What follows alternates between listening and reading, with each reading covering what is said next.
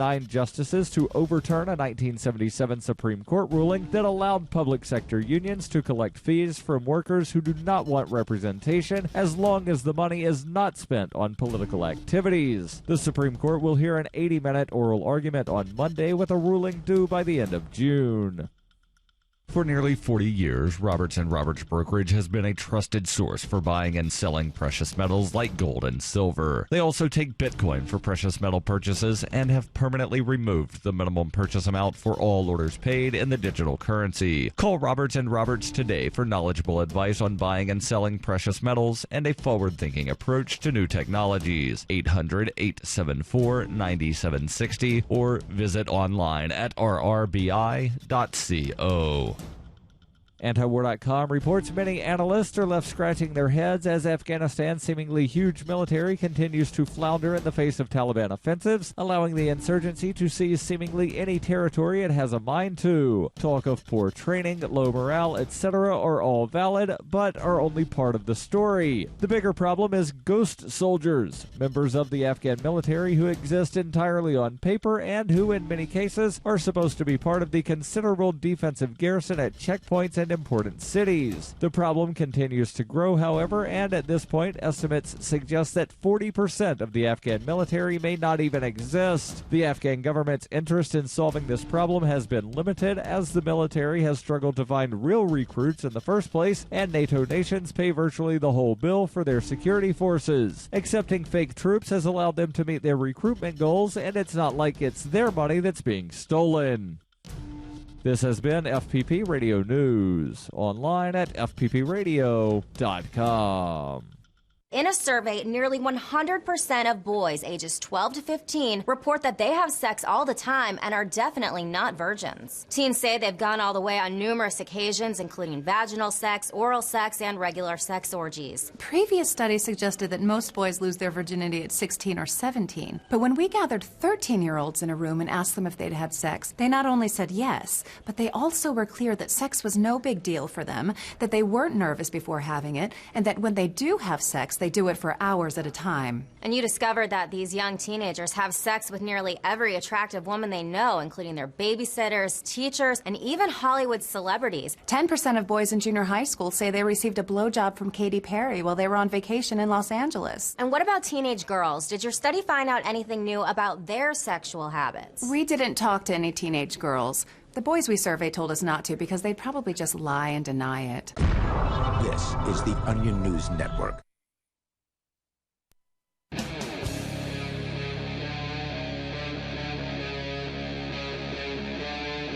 Free Talk Live.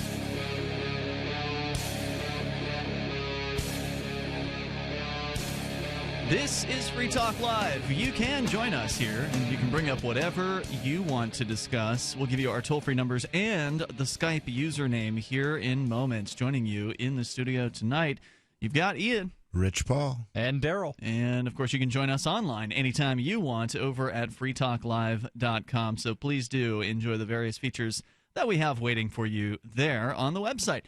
So, Darryl, let's get started tonight. We'll go over to California, where there's a lawsuit, kind of an interesting suit, where teachers are suing to stay out of a teachers' union.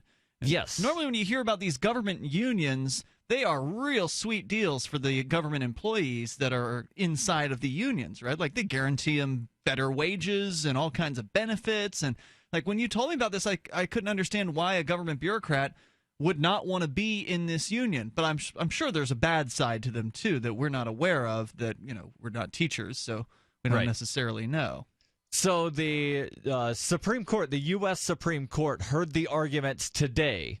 Okay. And there's a website, SCOTUS blog, that they do a really good job of putting things in plain English. And they actually have it listed on their site in plain English. That's the feature. That's what it's called. That's the feature. That sounds great. I love that idea. Because it's so hard to read through these court decisions. I mean, I've become okay at it simply through just the brutal process of actually forcing myself to read through some of the decisions. But even still, I find myself getting lost and having to read things over more than once. And, you know, I'm not a dummy, But sometimes I feel that way when I read this legal land stuff. Well, it's intentionally obfuscated. Yeah, it is. Well, I mean that's because they want to enshrine the lawyer in business, if you will, right? Like this is literally a different language, even though it's written as though it looks like English. They take English words and they redefine them. Well, and then after every so many sentences, they wind up putting in parentheticals a reference to other cases, a previous court case, and then there's footnotes and this, and it's intentionally difficult to understand. But I'm glad there are people that go through and put it in plain English. So they begin by writing, for nearly 40 years. Is this a press release from the organization that's doing it, or is this? This is SCOTUS blog. Okay, right. So SCOTUS blog is reporting on a case, so they're not actually involved in the case. Got it. Okay. Right. SCOTUS blog is not SCOTUS. Okay. No, I didn't think it was SCOTUS. It's a news agency. Right. Okay.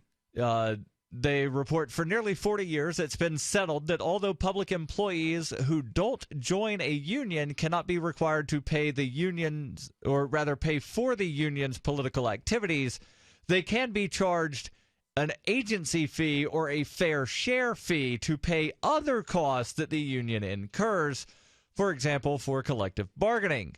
After over an hour... That they don't benefit from? Correct. Okay. Well, in theory, I mean, they're probably getting the same wages and the same benefits that other teachers are getting. But they don't get the union protection of you can't be fired, which is a general union protection of if you get fired, we will go to bat for you for the first 4 times. Huh, okay. If you're not part of the union, you don't get that protection, but you're still having to pay a fee. Right. Which, to me, who would want that? I've never even considered to get your job when back I've lost a job trying to get it back by force, because you can't make them think you're useful to them, even if you think you're useful to them. A truly lazy person would want that, right? Because in the case of these... only in the case where they were truly useless would they sue to get their job back, I guess. Especially if they knew that they could continue on in that role and then not ever get fired. That would make them even less useful at that point. I know a guy that was a third-shift boiler operator, and that basically meant that he sat in a room and made sure that nothing went into like a critical level. And, well, he got fired for sleeping on the job. And it wasn't just he was asleep one time. It was he was caught sleeping numerous times over a long period of time. Is this Homer Simpson? No. Okay. No, Homer Simpson did not work third shift. He didn't? He was also not a boiler room operator. He worked in a nuclear reactor. I'm pretty sure that nuclear reactors involve a lot of boiling of water, so it may could be arguably called a boiler room. Okay, but go on with your this story. This was an actual human being. Not I don't a mean to troll character. you here. I'm not here to make your life difficult. I thought it was a funny joke, Rich. Anyway, this guy got fired for repeatedly sleeping on the job. And the union went to bat for him. And then, several months later, he got fired a second time for repeatedly sleeping on the job, and they went to bat for him again. So they'll go to bat for you no matter what you do? I mean, if this dude raped somebody on the premises or murdered someone, would they go to bat for him in that case? I mean, geez. Probably not. So when you also look at the way this is implemented, Rich, one of the reasons why someone would want this job back that they've been fired from is that a lot of times the whole process of appeals takes months, if not more than a year or so, to actually complete. So in the end, they've been not working at all. They've been sitting at home doing nothing, and then usually if they get their job reinstated, it almost always comes with back pay for the time where they were just sitting there waiting for a decision to be made. So all of the reasons are in their, on their side as far as why they would want to go through this process. It's completely the reverse incentives of what real life is, but that's what government does, right? True. They create reverse incentives to what the market would normally create. So they create bizarro world. It's true. It is. It really is. The report here from SCOTUS blog continues. It says, after over an hour of oral arguments today, public employees unions are likely very nervous as the court's more conservative justices appeared ready to overrule the court's 1977 decision, Abood v. Detroit Board of Education, and strike down the fees. Now let's talk about Frederick v. California Teachers Association in plain English.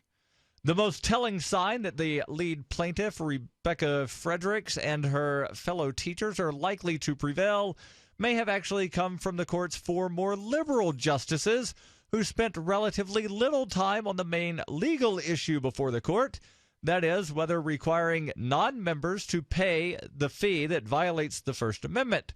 Instead, many of their questions centered on whether, even if Fredericks has a strong legal argument, the court should still rule against her based on the legal doctrine known as stare decisis, which counsels that the court should not overturn its prior rulings unless there is a particularly compelling reason to do so. This strikes to the, yes. This strikes the to argumentative axiom that if you're wrong, you should just argue louder. Yeah. Stay the course. It doesn't matter if you're right so long as you're perceived to be right. Well, and it also brings out the question of what is this this whole court thing all about anyway, right? I mean, this is all opinion.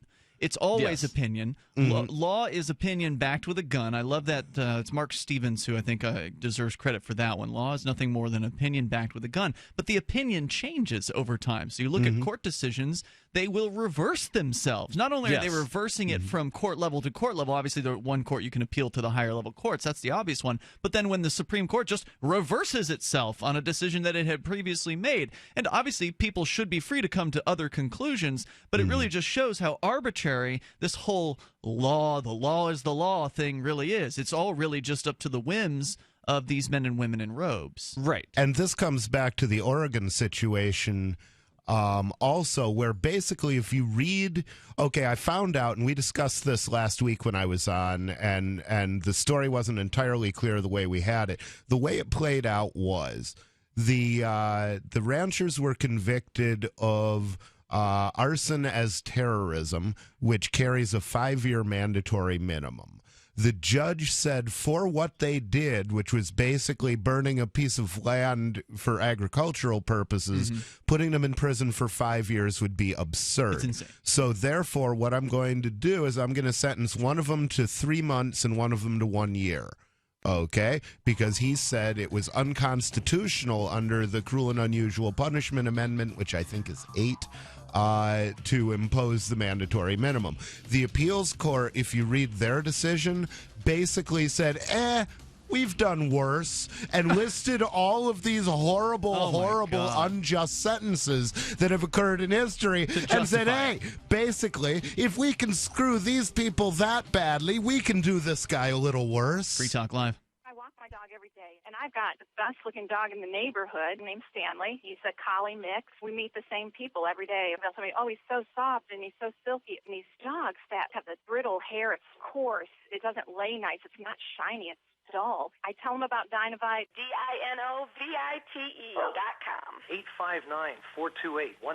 The omega-3 fatty acids. Flaxseed, zinc, alfalfa. The digestive enzymes that are cooked out of regular dog food. Sundance's coat was shiny and glossy the way it had when she was a puppy. We get asked all the time at shows, how do you get your dog so healthy and shiny and glossy? It didn't take very long. They've got their nice, expensive jogging suit on, and their dog has their smooth, beautiful, soft, shiny coat. So now their dog looks just as good as they do. 859-428-1000. 859-428-1000. DINOVITE.com. As if chlorine in our water weren't bad enough, now they're adding ammonia? It's true. Some municipalities are now adding ammonia plus chlorine to your water supply. It's a disinfectant called chloramine. But with a trusted Big Berkey water filter, you can keep chloramine out of your water. New NSF EPA certified lab tests show EPA Berkey water filters remove chloramines, pharmaceuticals, BPA, pesticides, bacteria and viruses, all forms of fluoride, and much more. Big Berkey water filters are the original and most trusted on market. The gold standard in water purification. And our filters last for years at less than 2 cents per gallon.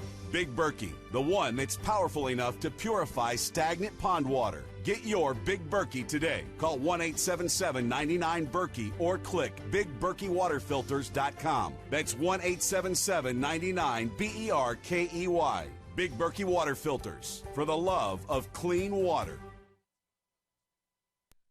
I've been told no in many different ways. I give you an order and you're going to obey it. Who told you can go this way? You can do that and you have to leave here. You cannot bring signs into the rally. Walk with me. Well, I'm comfortable here, actually. Whoa, hey. Who do you think you are? Excuse me. There is no video and audio allowed in this office. No, I have work today. You ain't gonna make it. Wait a minute. Hey! Oh my God! Unbelievable! Why are you running from me? Because you're scared me. What am I being detained for? You're being served. What is this? You're being served. What is this? Bureaucrats have a funny way of telling people no. That's the sound of the men working on the chain. Derek J's Victimless Crime Spree. Watch it for free and order the Director's Cut DVD at victimlesscrimespree.com. Free Talk Live has partnered with Amazon, the largest internet retailer. Imagine a department store category, and Amazon has it. Books, electronics, office products, furniture, jewelry, automotive, toys, clothing, sporting goods, and dozens of other categories. Now you can shop and support Free Talk Live by entering Amazon through our website. Go to shop.freetalklive.com, and Amazon will send us a portion of your purchase. You're going to do the shopping anyway, so remember to enter through our site at shop.freetalklive.com. That's shop.freetalklive.com. Cryptocurrency and peer-to-peer tech developments happen fast. Stay in the loop with the Daily Decrypt, a new video channel and podcast that will keep you on top of the latest innovations in crypto finance, security, networking, transportation, and gadgetry like drones and 3D printers. Subscribe to the Daily Decrypt on YouTube and SoundCloud and be an early adopter of the future. The Daily Decrypt. If you enjoy LRN.FM, please contribute to your favorite shows via their websites and become an amplifier at amp.lrn.fm. That's amp.lrn.fm.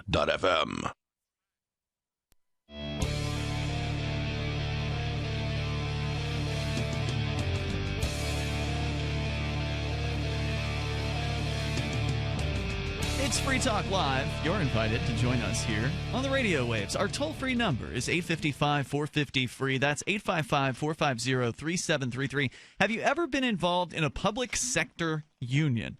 And what was that like? Did you want to not be involved in that union, but were forced to by the various union rules or state laws? Right now there's a lawsuit in California that is going to the National Supreme Court, right? The hearing was today. The National Supreme Court. Essentially, there's certain people who do not want to join the teachers' union in California, and yet the teachers' union is forcing them to, pay for certain things that I believe that's California state law that forces them to be part of the union since they don't want to pay union dues. They pay what are called agency fees or a fair share fee. And apparently it's just taken right out of their paychecks. Yes. They're suing because, hey, if we're not joining your union, we shouldn't have to pay your damn dues. Right. We'll continue the discussion here. Our toll-free number is 855-450-FREE, 855-450-3733. Don't forget, we also have Skype. Skype username is lrn.fm, so feel free to contact us that way if you like. It's Ian, Rich Paul, and Darryl in the studio, and there's a movement in healthcare today full of people ready to stand up and take charge of their healthcare. Folks like you who are tired of paying too much for healthcare and getting too little. People who are standing up for their values and letting their conscience make decisions based on timeless principles. It's a movement that's sweeping the nation, and you should be part of it. Liberty Health Share is leading the movement of people looking for an alternative to traditional health insurance. It's a healthcare sharing organization full of people who are sharing the cost of healthcare in an easy and efficient way. And unlike unions, they won't force you to join. Or unlike Obamacare, they won't force you to join. This is basically an alternative to Obamacare. You can choose your own doctor, your own hospital, and live out your values in healthcare. Join the movement and change healthcare for good at joinlhs.com. That's like Liberty Health Share, LHS. Join LHS.com or call them at 800-722-8041. 800-722-8041. JoinLHS.com.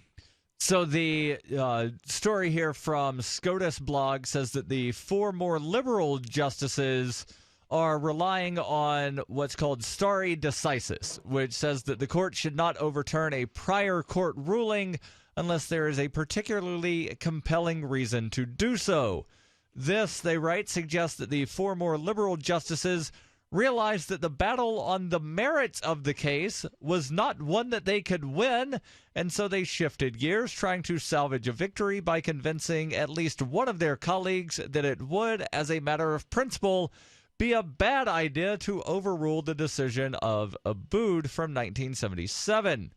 Of Abu? Is that the guy from the 7-Eleven on The Simpsons? Was that Abu versus Simpson? Is this the case they're quoting? You're thinking of Apu. Wasn't Abu the monkey See, in I Aladdin? told you he's a wonk. Abood was... Abu, though, was the monkey in Aladdin, though, I think. Oh, there's the monkey. Who do you This was Abood with a D. Yes. Versus the Detroit Board of Education. It was a Supreme Court case of 1977. That's not as much fun as a monkey.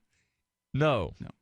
Yeah, and I don't understand this whole more fun than a barrel of monkeys thing. One monkey will rip your arm off and beat you to death with it. And, a whole barrel of them are probably going to be grumpy when they get out. Would be.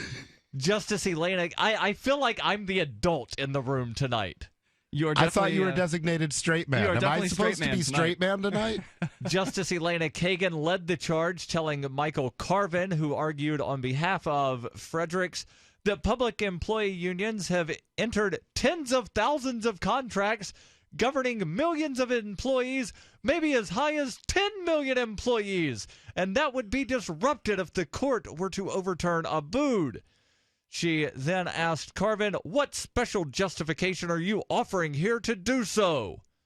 When Carvin answered that the right of the citizen not to be subjected to unconstitutional treatment outweighs any reliance on predictability interest of stare decisis, Kagan shot back, clearly unconvinced. Your answer is essentially you don't need a special justification if the first decision denied a constitutional right. Justice Ruth Bader Ginsburg chimed in, asking whether employees who don't join a union would ask for their fees back if Fredericks wins, and suggested to Carvin that if the court overturns the 1977 case, other cases that rely on it would also fall with far-reaching effects. I would love to see the case get overturned, and then these unions have to pay back all the fees to however many people. I don't know how many we're talking about that are involved in this. Or how many people could collect. Tens of millions of employees. They would just fall into dust like a staked vampire. There would be... They would dissolve into bankruptcy. The unions. No, they wouldn't. Oh, they would. If they had to give you're back talking dues? About refunding a huge percentage of their revenue over decades and decades and decades. I would imagine that most of them would be rendered bankrupt. I missed the details on the percentage of the revenue. What percentage of teachers in California don't want to be in this union but are forced to be?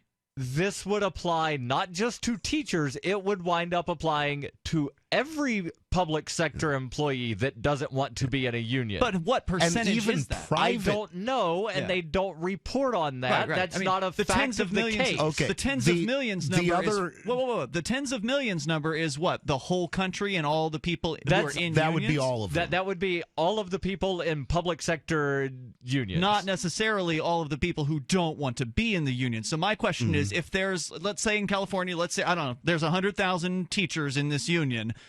What, is it 1,000 of them that don't want to be in there, or is it 50,000 of them? Well, here's another way to look at it, because that's going to be marginal. If you can get $10,000 in back fees refunded, did you never want to be in the union?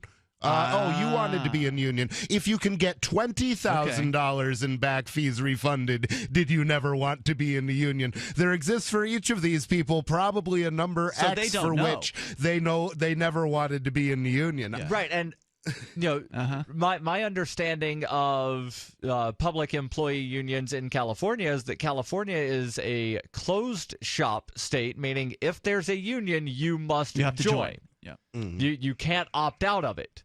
So there are probably people that would rather not be part of the union, but they know as part of my job I must join, so I'm not going to argue about it. And the union doesn't know how many of those people there are, so they only know that there's at least 10 people that are filing suit. Yeah, and I was in this position when I worked for Kroger's as a bag boy in the 80s, and I had to join the grocery union. I think I made 25 cents over minimum wage. It was far from the highest wages that I had ever earned, and I was getting like $20 a week taken out of my check. I remember that if you subtracted my minimum, my union dues, I actually made less than minimum wage. But the thing is, and they were acting like they were helping you. Well, yeah, but it's not the new guys in the union who make the decision. It's the guys with seniority. So their attitude was, you just pay your dues to the union for a while. You're just paying your dues. This injustice, it's kid. Like hazing, where they go into a fraternity and they beat you up for a while to make sure that you're stupid enough to let them beat you up. Our toll-free number, if you want to join us here, 855-450 for your experience with unions, certainly would be welcome, or whatever's on your mind. This is Free Talk Live. A lot of people's lives and bodies are out of balance.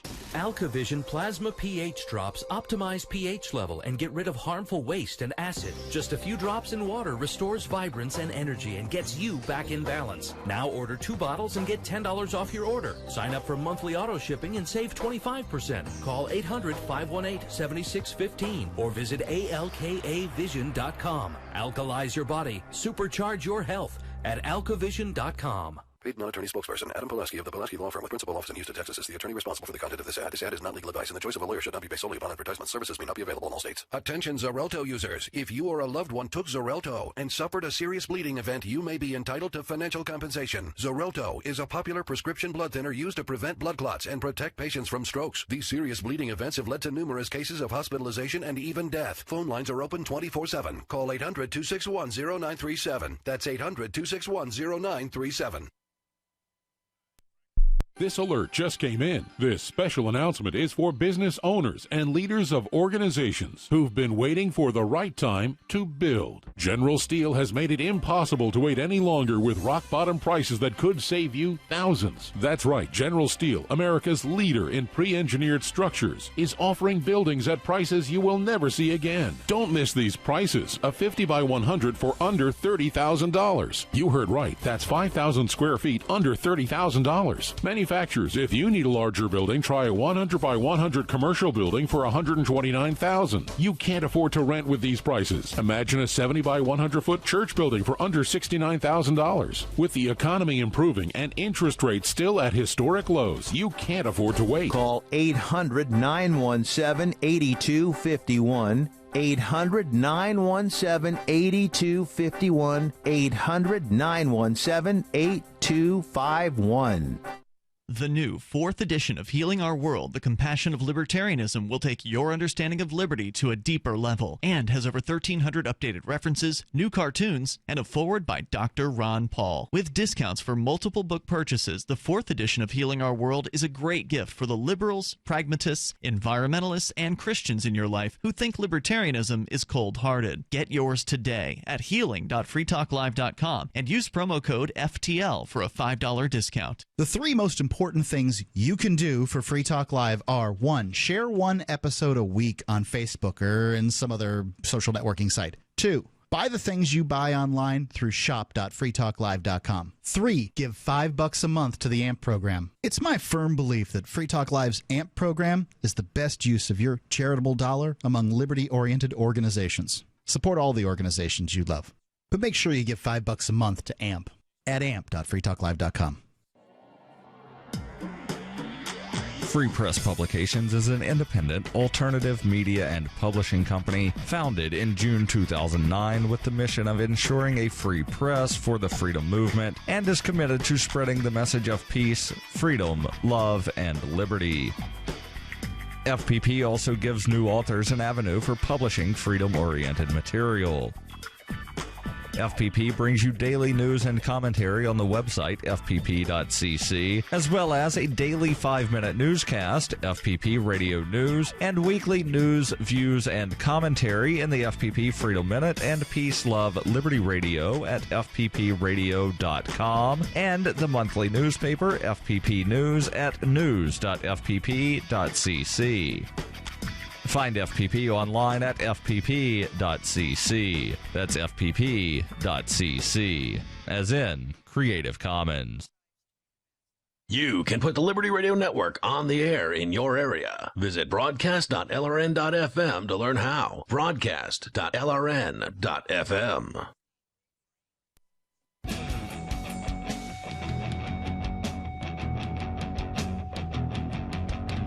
It's Free Talk Live. Join us here. The toll-free number is 855-450-FREE, 855-450-3733. Also, Skype in. Skype username is lrn.fm. And joining you in the studio tonight, it's Ian. Rich Paul. And Darryl. Rich Paul is here courtesy of the Church of the Invisible Hand. Rich, what is it? The Church of the Invisible Hand is a religion based on rationalism, thinking for yourself, following your own conscience.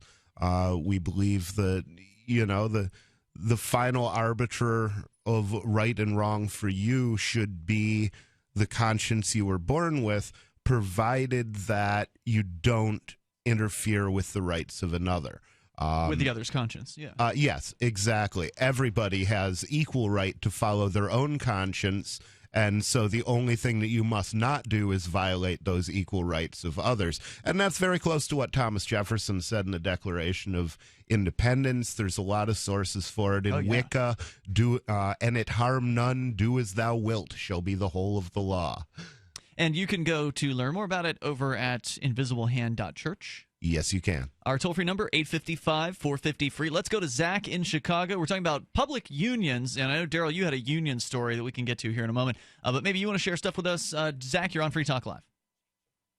Yeah, I wanted to comment on public education. Yes, sir. And, obviously, everyone, at least in the studio there, understands that public education is pretty terrible.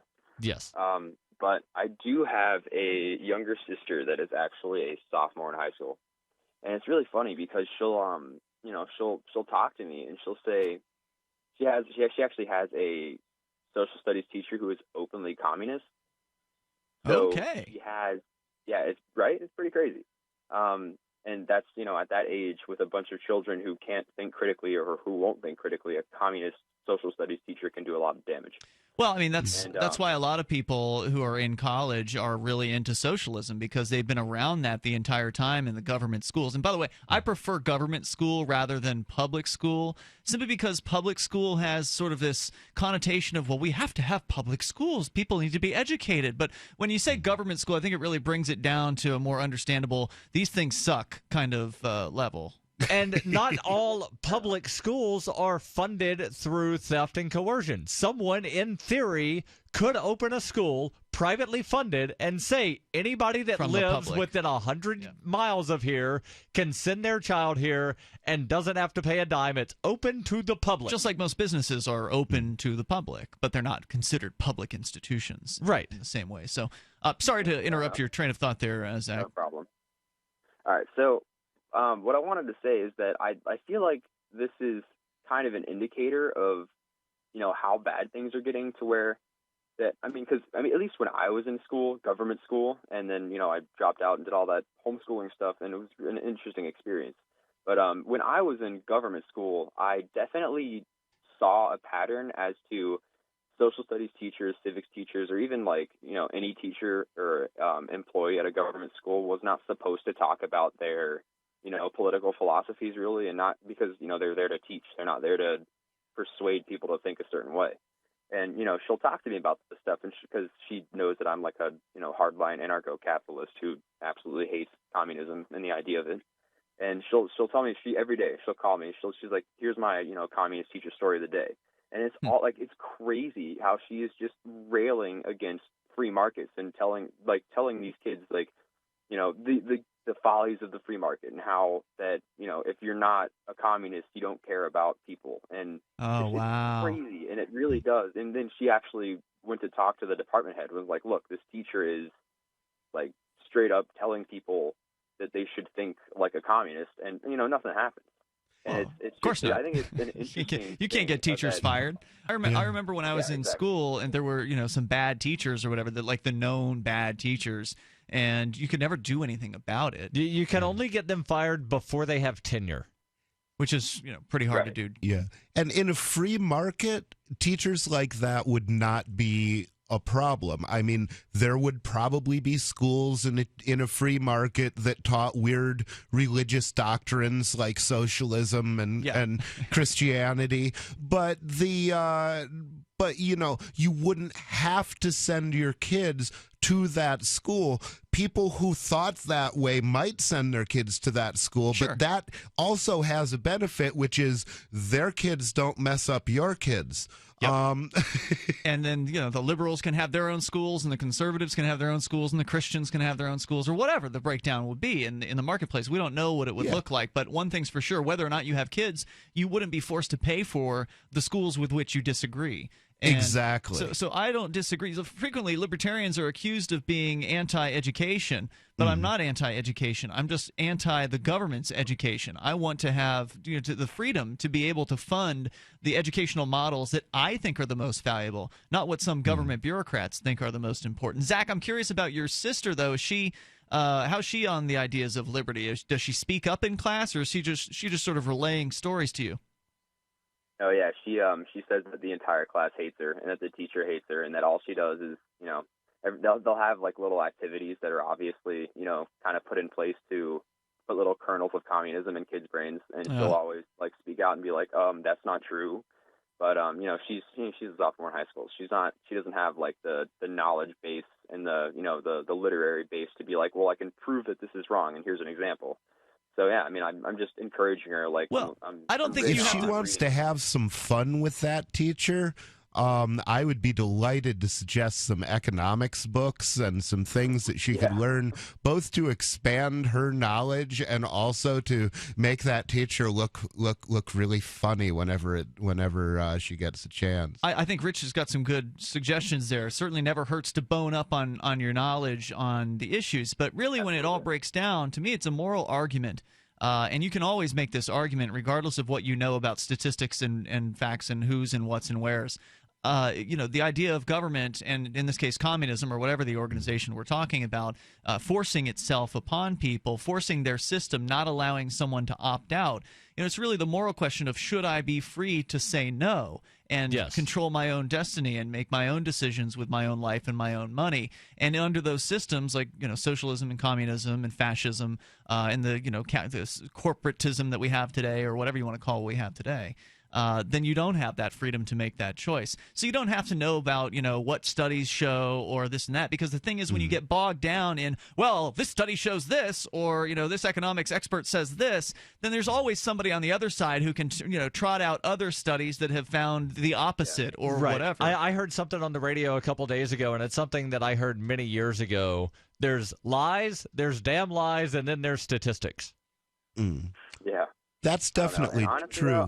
I do like to be able to argue the consequentialist side of economics, though, because, there are a lot of people that you can convince them that maybe this ideal is really a great idea in theory, but if they think that if put into practice, it would lead to an intolerably bad state of the world, then they're going to say, well, that's all very nice in theory, but I would, even if you convince me that that's moral, I'm not going to consent to having a bad life, or to having this percentage of people have a bad life, so that we can do what you think is moral. So keep the stealing going. So keep on stealing. Well, yeah, and people will find various rationalizations. Oh, yeah, they will. If somebody feels they have to do something to survive, they will find a rationalization for that act. I think it was Upton Sinclair who said, it is amazing how easily someone can avoid understanding a thing when his paycheck depends on not understanding that thing. Well, I mean, look, this is one of the reasons why we get so much, I think, pushback here in New Hampshire the freedom movement here. For our listeners that are new to the show, we moved here as part of the Free State Project, the three of us and over 1,800 other people or something like that. There's another 18,000 plus that are pledged to come along here. We literally are the single greatest threat to the state in New Hampshire, which is what one of the state representatives said about the Free State Project a couple of years ago. And so, no duh, what do you think? That's why we've got people lashing out at us. We've got taxi cabs having their cars, or taxi drivers breaking out the brake lights on one of the Uber drivers' cars out on the seacoast. We've had eggings of houses. I mean, these people aren't going to be happy to see the state go away. It's Free Talk Live.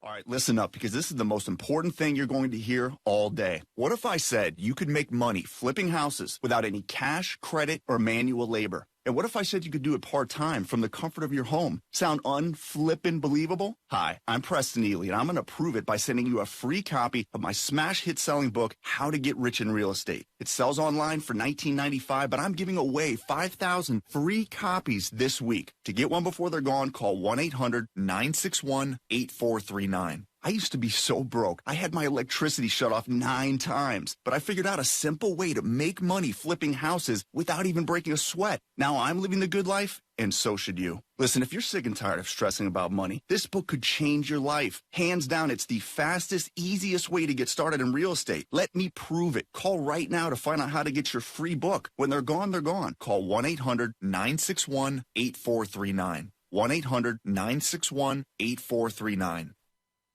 This is a healthcare alert from the Pain Relief Hotline. If you, a family member, or a loved one suffers from knee, back, shoulder, or ankle pain and have Medicare as your primary insurance, we've got great news. You don't have to suffer any longer. You can immediately qualify for a pain-relieving brace at little or no cost to you by calling our 24/7 Pain Relief Hotline at 866-389-0620. Delivery is free and all paperwork is handled for you. If you are on Medicare and have knee, back, shoulder, or ankle pain, don't wait. You can qualify to immediately receive a pain-relieving brace at little or no cost by calling our 24/7 Pain Hotline now at 866-389-0620. Our representatives are standing by 24/7 to take your call and rush you your pain-relieving brace at little or no cost to you. Shipping is free and all paperwork is handled for you. Just call 866-389-0620. That's 866-389-0620. Again, 866-389-0620. On Free Talk Live, we're bringing people to the ideas of liberty every day. From wrestling superstars like Glenn Jacobs. You guys really are having an impact, I believe. Like I said, a lot of where I am now is due to listening to Free Talk Live. You changed my mind on some very important issues years ago. To random people tuning in on the radio. I was kind of stuck in the left-right paradigm. I heard your show by chance on a Saturday night. From there, I went on, joined the Free State Project, and become an amplifier. So, I mean, that's really the reason why I amp is because I know that if it wasn't for you guys being on as many stations as you are, I never would have found the ideas of liberty. Your amp will directly change more lives by getting Free Talk Live in front of people looking for talk radio online and on the air. When you amp Free Talk Live, you get perks like access to the AMP-only Facebook group and AMP podcast. Visit amp.freetalklive.com. You can listen to Free Talk Live on the radio, podcast, satellite, webcam, and our live streams. But did you know you can listen to Free Talk Live from any phone, anywhere? Add this number to your phone, 213-493-0308. It's a long-distance call, so make sure you're familiar with your phone's calling plan. The listen lines are airing the latest episode of Free Talk Live 24 hours a day, including our live shows. Call 213-493-0308. That's 213-493-0308. Currency is too important a thing to be left in the hands of government bureaucrats, especially when billions of dollars can be created with the swipe of a pen. Overstock.com supports the cryptocurrency movement because it returns the power of an inflation-proof money to the people where it belongs. Did you know that you can use Bitcoin to pay for anything Overstock.com sells while enjoying free shipping on orders of 0.211 Bitcoin or more? If you support freedom in the cryptocurrency movement, you should support Overstock.com. You can connect with the Liberty Radio Network via our Facebook page at facebook.lrn.fm. That's facebook.lrn.fm.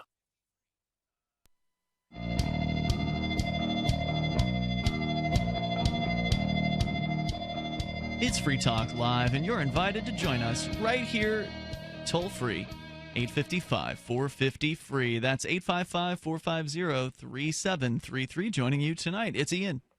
Oh, sorry, Rich, let's try that again. I failed. Rich Paul. And Darryl. All right, so we're talking about unions, government unions, and apparently in California, they are forcing private school teachers to join the government teachers union. They're using the threat of violence from the state to force people to join this thing. And so some of the private school teachers and the government school teachers, some of them just don't want to be involved in this union. They'd prefer to go to work and not deal with having to pay out these union dues and, you know, whatever it is, that other issues they might have with the unions and their representation. Yeah, usually it's the biggest issue is unions tend to have a very solid democratic political slant to them, and if you're a Republican, you don't want to be donating money and having it donated in your name to a cause you don't support. Even if it's not political, Rich, you said that when you were in high school age, I guess age range, you worked at a grocery store, and they forced you to join the store union or the union of workers there.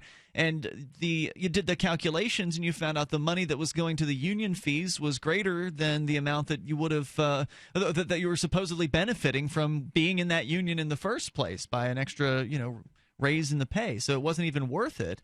Right. To and be you in the might union. get some support from the union in getting promotions or something, but of course you're competing with other people unions. in the union. Yeah. So basically what it's going to be is the people in control of the union are going to control who advances in the organization. So it's and that's going to favoritism. be that's going to be based on politics, not on productivity, because the union doesn't benefit from productivity. Right. The employer benefits from productivity. Right, and the thing with unions, they always say that unions are needed because it's labor versus management.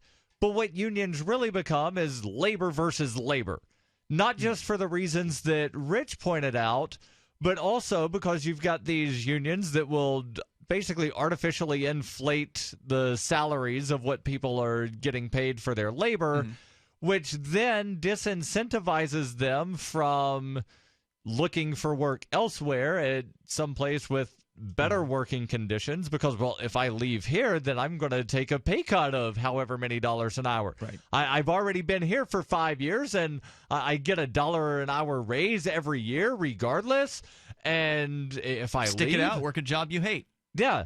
So it disincentivizes, and then when people wind up going on strike, what happens? You have labor union people that will stand outside and prevent people or attempt to prevent people from coming in to do work The scabs, for as they're called. management. So it's labor versus labor, not labor versus management. Interesting. Well, specifically, it's labor versus the unemployed, because in order to raise the price of labor in a given market, beyond the natural market price, you have to short circuit supply and demand. Well, how do they short circuit supply and demand? If somebody who isn't a union member tries to work in their field, they either beat them up, or they get the police to beat them up in some way or another. Or intimidate them. And labor, some of the things that you don't know are labor unions. The AMA is a labor union. And when they beat... American Medical Association? Yes, the American Medical Association. And the way they beat you up for practicing medicine without a license is they get the state to charge you with practicing medicine without a license. That's what forces you to pay homage to the AMA. And that's and it really comes back right down to the protectionism that we've talked about quite a bit here on Free Talk Live, where these government regulatory agencies act like they're doing you a favor as the consumer, or in this case, you a favor as the worker, but ultimately they're just protecting the people in the executive roles of these unions, and they're protecting the people in the big businesses by preventing competition. Yeah. So let's get back into the report here from SCOTUS blog on the Supreme Court hearing from earlier today. They say, in at least a bit of a flicker of hope for the unions, Justice Anthony Kennedy also seemed to express some concern, telling Carvin, that's the lawyer for the plaintiffs in this case. The ones who are trying to be able to opt out of the unions. Right. Telling Carvin that if we were to assume that stare decisis is an important consideration for the court, what happens to the many contracts, perhaps thousands of contracts, meaning those contracts that would wind up basically being invalidated because people would be allowed to opt out? And the Latin term stare decisis was the idea that courts generally should not overturn themselves, unless there is compelling interest to do so.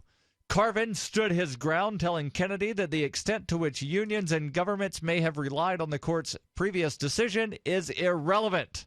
To what's right and wrong? Sure. Yes. Justice Stephen Breyer made an even broader appeal focused on the effect that reversing course on the union fees would have, or rather, the effect that reversing course would have on the public's view of the court, that they may have been directed not only at Kennedy but also at Chief Justice John Robert, who cares very much about the court's legitimacy, noting that the court's ruling in 1977 has worked reasonably well. Breyer asked Carvin to explain from the point of view of this court's role in society, when you start overruling things, what happens to the country thinking of us as arbitrary, as a kind of stability in the world that is tough because it changes a lot. Right. So he's saying this is not as much about this case as what people think about the court. Yes. Yeah, let's not make ourselves look bad by admitting that we made a mistake. Let's just maintain the mistake and hope that nobody notices. This is the kind of thinking that leads the country today. Breyer emphasized it's a matter of considerable concern and then acknowledged that some decisions should be overturned. For example, the court's 1896 decision, Plessy v. Ferguson, which upheld laws mandating racial segregation under the separate but equal doctrine. That decision, Breyer reasoned, certainly should have been overturned because it was a right to treat people equally, but Breyer told Carvin, I can't find a basic principle here that's erroneous.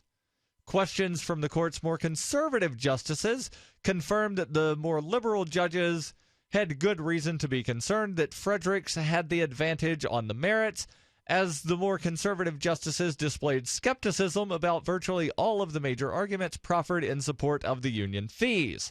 Arguing on behalf of the state of California, which supports the unions, California Solicitor General Edward Dumont emphasized the long history of labor unrest in California in the 1960s, which prompted the state to adopt the current system of unions and fees.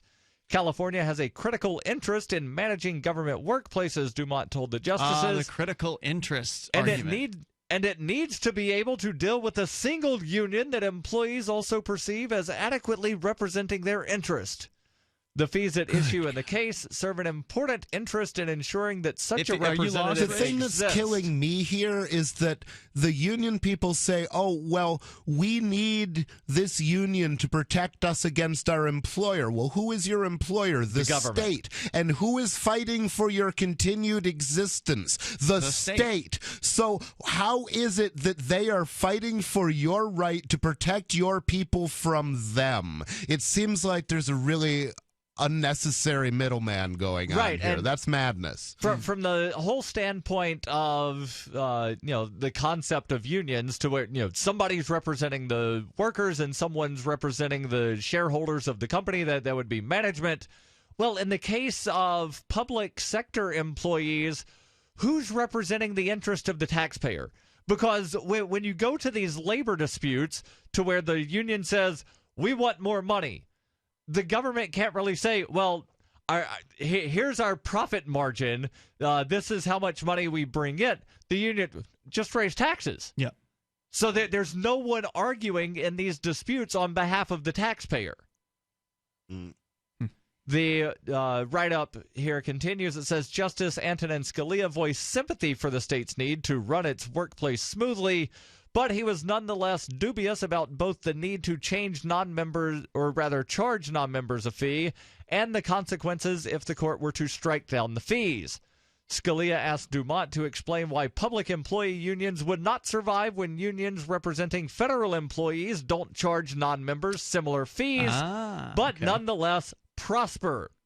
Michael Carvin returned. So there you go. That bolsters my argument that it would be likely a minority of the members of the union who would want to opt out, meaning the unions would likely not fold even if they did have to pay back. Depending back on fees. how much back fees they wind up having to pay. The federal people didn't have the option of taking a lump sum payment to not be That's true. part of the union retroactively. And that would change incentives. That would change how people behave. Our toll-free number is 855-450-FREE. If you've got comments on, but not just public sector unions, but just unions across the board, maybe you want to share your experience here, 855-450-FREE. That's our toll-free number. We've also got Skype. Skype username is LRN.FM. And this is Free Talk Live, hour number 2, coming up. Join us. Currency is too important a thing to be left in the hands of government bureaucrats, especially when billions of dollars can be created with the swipe of a pen. Overstock.com supports the cryptocurrency movement because it returns the power of an inflation-proof money to the people where it belongs. Did you know that you can use Bitcoin to pay for anything Overstock.com sells while enjoying free shipping on orders of 0.211 Bitcoin or more? If you support freedom in the cryptocurrency movement, you should support Overstock.com. Are your kids spending too much time online? Are they gaming instead of doing homework? Are they on Facebook instead of sleeping? Turn their internet access on or off when you want for free at webcurfew.com. 100% web-based interface means nothing to download, install, or configure. Web Curfew is free and controls any device using your home network without slowing down your internet. Block all adult web content with the click of a button. Don't let the internet raise your kids. Take back control of how and when your home internet is used for free. Visit webcurfew.com. You can control your health care with Liberty Health Share. Liberty Health Share is like-minded people coming together to share medical costs, which saves money. You don't even have to pay for procedures that violate your conscience. Because we all share the same values. Join the movement of people who share in medical costs and change the way you pay for your health care forever. Go to libertyhealthshare.org to find out more. Liberty Health Share. Together, we're changing healthcare for good. libertyhealthshare.org. Did you know that you can listen to and watch Free Talk Live during our live shows 7 days a week from 7 to 10 p.m. Eastern via our studio cam at cam.freetalklive.com? Not only that, but you can also chat with other listeners at the same time. Do I need to mention that both the studio cam and chat room are totally free? Outside of Free Talk Live's live hours, you won't see a cam feed, but will hear audio from the Liberty Radio Network. So listen, watch, and chat all free at cam.freetalklive.com. That's cam.freetalklive.com. You're listening to the live edition of Free Talk Live. Hour number 2 is next after the news here on the Liberty Radio Network at LRN.FM. From Keene in the Shire, the Liberty Media capital of the world, this is Darryl W. Perry, host of FPP Radio News for Monday, January 11th, 2016. Silver is trading at $13.98 per ounce. Gold is valued at $1,104 per ounce. And according to BitcoinAverage.com, the average price of Bitcoin is $451. Antiwar.com reports, adding to the already tenuous prospect of this month's Geneva peace talks on Syria accomplishing anything, Syria's foreign minister has insisted his government's agreement to attend is wholly conditional on the banning of terrorist groups from the meeting. The foreign minister did not indicate which groups are considered terrorist, but did insist he wanted to see a list of which rebel groups are scheduled to be invited. This is problematic as the United States and Russia, who have been trying to come up with a list of terrorist groups so they know who not to invite, seem at an impasse. Even if such a list is eventually assembled, none of the rebel factions have even agreed to attend in the first place and are demanding a range of concessions from the Assad government to go to the event. Ultimately, this raises the prospect both that no rebel groups will attend and that the Syrian government might not attend either over objection as to who was invited. Either way, the chance of both sides attending, let alone getting anywhere, seems extremely remote. Are you an advocate for free market money? Do you promote Bitcoin as an alternative in a fiat-centric world? Then you need Spend-A-Bit in your arsenal, the search engine for things you can buy with Bitcoin. Spend-A-Bit aggregates millions of products from thousands of Bitcoin-enabled merchants. Keep your money in the free economy. Visit spendabit.co today. Bitcoin merchants, ask about our merchant suite to reach even more customers. Spendabit.co.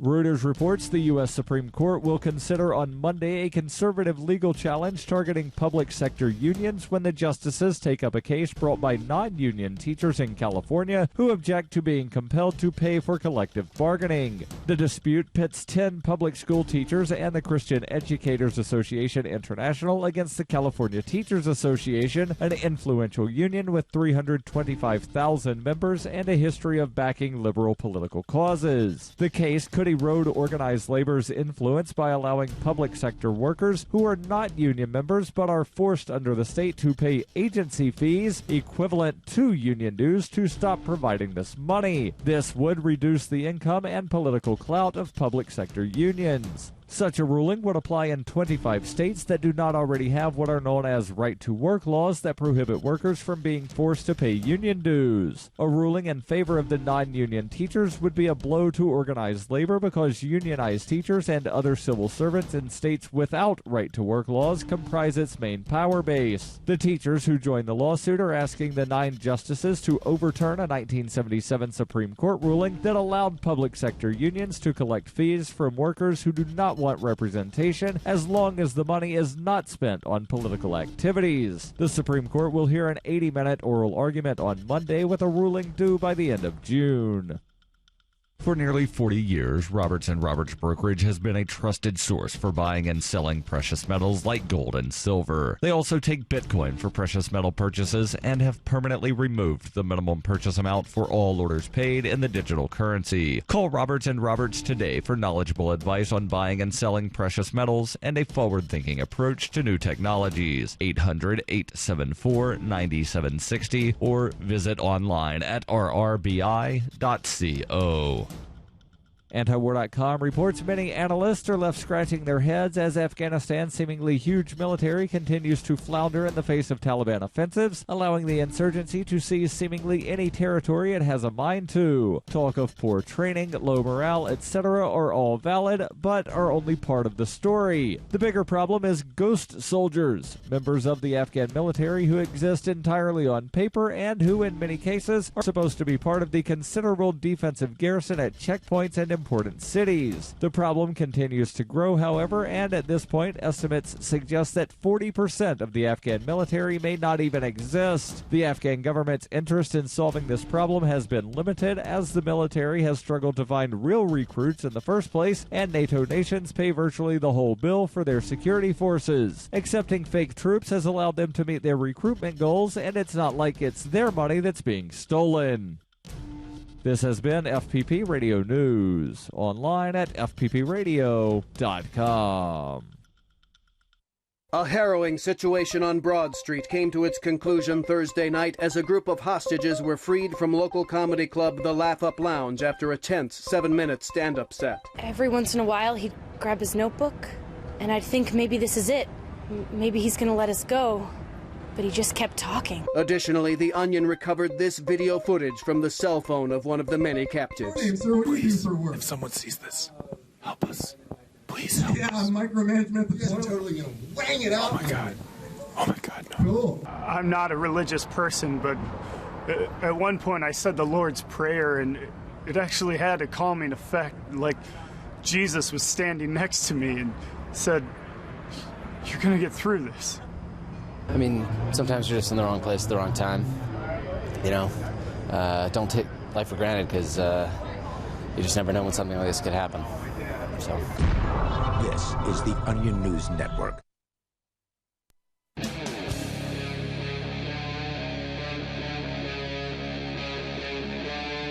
Free Talk Live.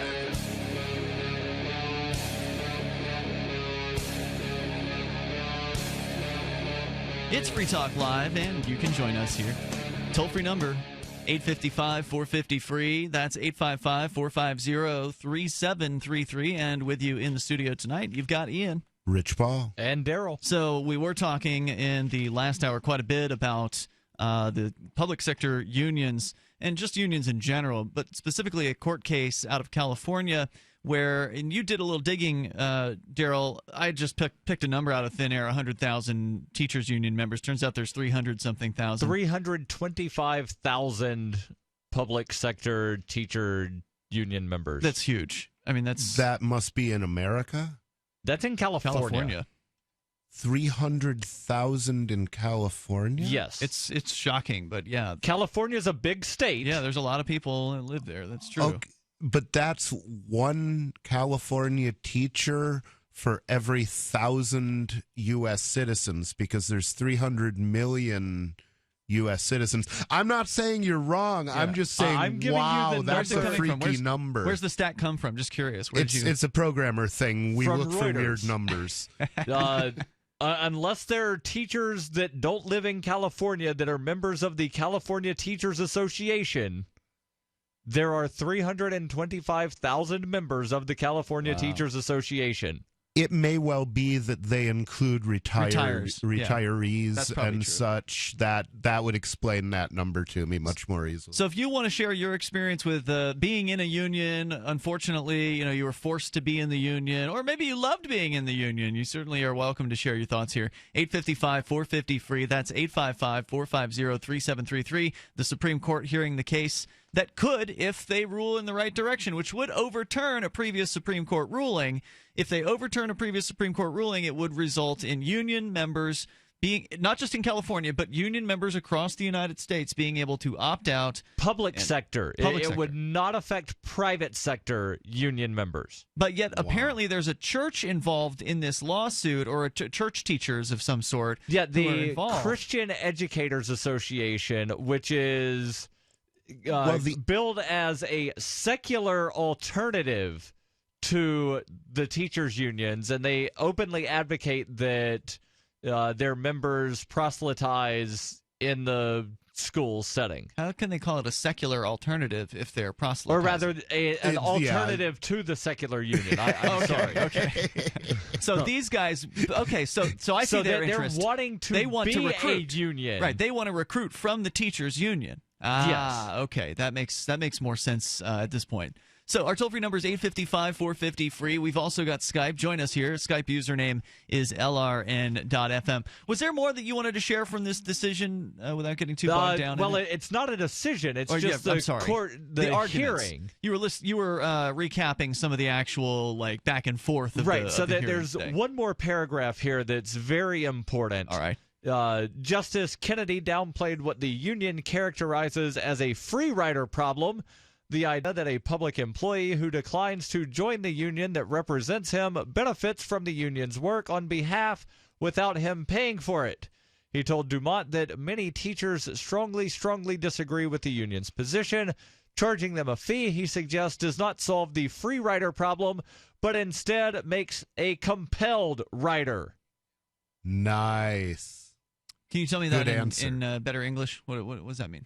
Okay, so it's saying there's a compelled rider. You don't want to be part of the union, but we are taking money from you anyway, Ian. Okay, so you're a free rider because you're benefiting from not joining the union. When point of fact, you're compelled to take part, even though you don't want to take part. So it's a compelled rider, not a free rider. Yeah, it's like letting a random business send you a package that you didn't order and then forcing you to pay for it. Gotcha. Toll-free number tonight, 855-450-FREE. Dean is on the line listening in California. Dean, you're on Free Talk Live. Go ahead. Yeah, I'm in Ventura. This is a little dated. This is from like 93 or 4, an LA Times article that I read. It interested me. I was on the parole at the time. It was an article about the prison guards union and how strong they were, and one of the strongest unions in the state. And they compared it to the teachers union because the teachers had so many more members, and I believe your 300,000 number is pretty darn close. That the average salary for a prison guard was more than that of a University of California professor at the time. Medium salary, not the average. Well, then again, unless there's been some drop in quality in the California public universities, there's also a much higher likelihood of getting shanked as a jail guard. Do they have a lot of shankings in the public universities of California? Probably not. But, Darryl, you worked as a prison guard for a time. Which state was that?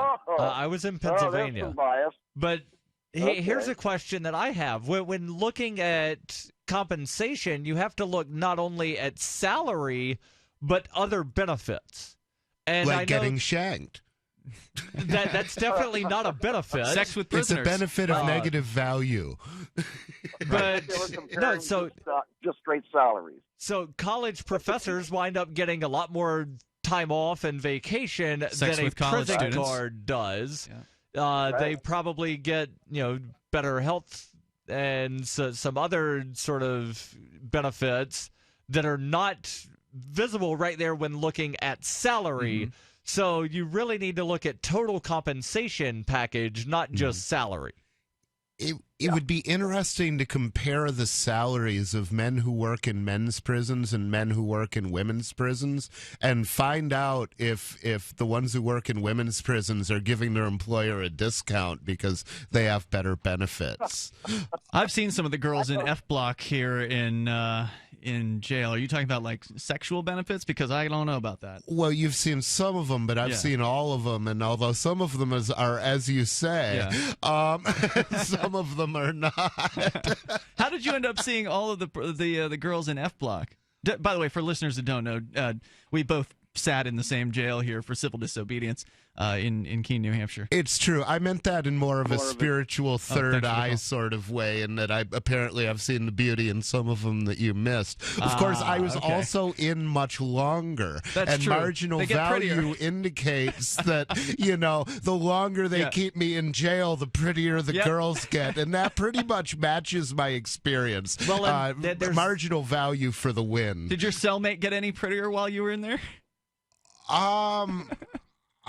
No, that didn't happen to me. I had one that was kind of pretty, but you were cellmates with Derek?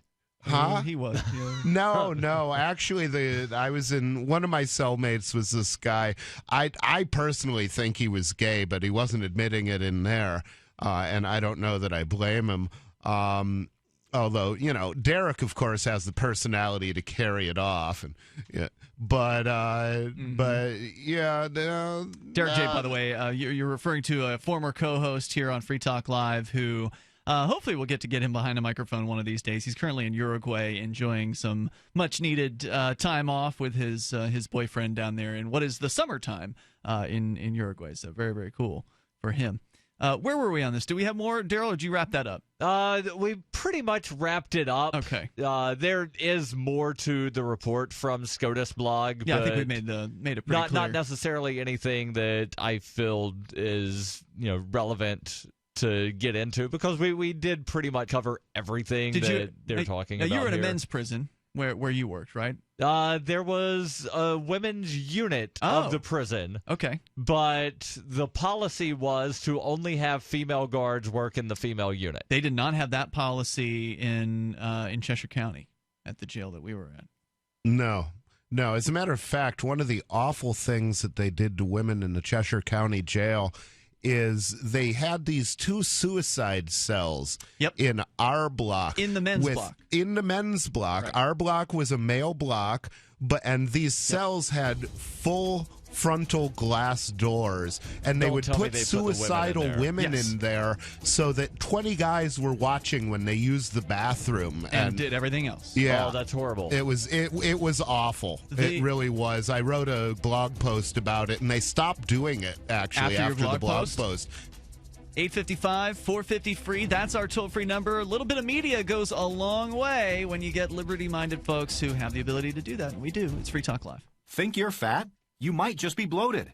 Find out by calling now for a free trial of New Biotics, the new breakthrough that flattens bloated bellies fast. For a free trial, call 1-800-965-1170. I used to be plagued by pot belly and constant bloating. After taking New Biotics, my belly flattened and continues to get flatter. My sense of bloating and discomfort is gone. If you've got a big belly, you might not be fat. You might just be bloated. New Biotics is scientifically formulated with natural ingredients to flatten bloated bellies fast by cleansing pounds of rotting food and toxic sludge from your body. It even combats periodic heartburn and acid reflux. So just think how much better you'll look and feel. Think you might be bloated? Call now for a free trial of New Biotics and see how much flatter it makes your belly. You might be surprised. But hurry, call now for details while these free trials last. 1-800-965-1170. That's 1-800-965-1170. 1-800-965-1170. Don't complain about your cable bill going up and up and up. Do something about it. Grab a pencil and jot down this special number,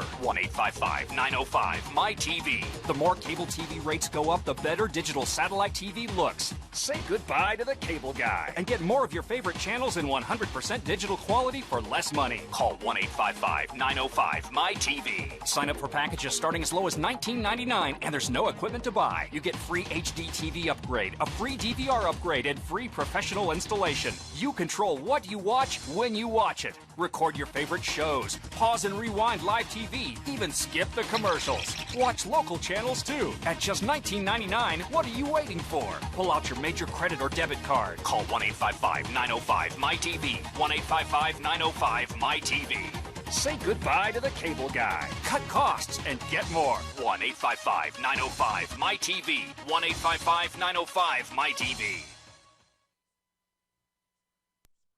Every once in a while, you get information that's worth changing your life for. This is one such time. You can save up to and beyond 25% on all purchases at Amazon. You probably heard of Bitcoin and just not thought much about it. You certainly know that you can get competitive pricing at Amazon, but now you can get a 25% discount on nearly everything you need to live. I've just given you a huge raise, and all you have to do is claim it.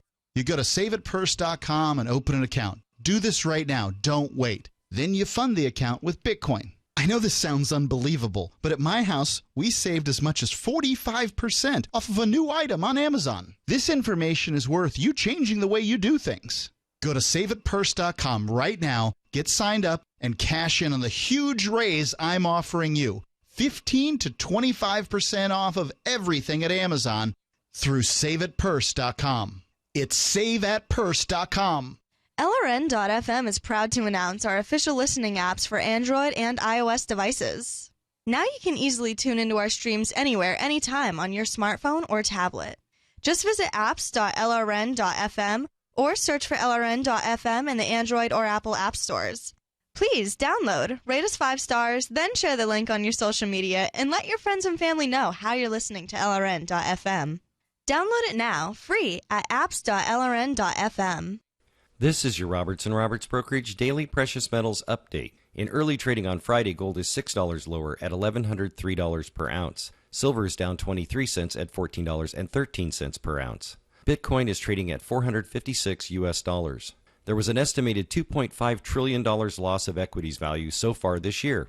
There's something to keep an eye on, and maybe give us a call today at 800-874-9760 or go online at rrbi.co. While our satellite channel is free to listen to, it's not free for us. You can help us cover our satellite costs with the chip-in on the right side of the page at lrn.fm.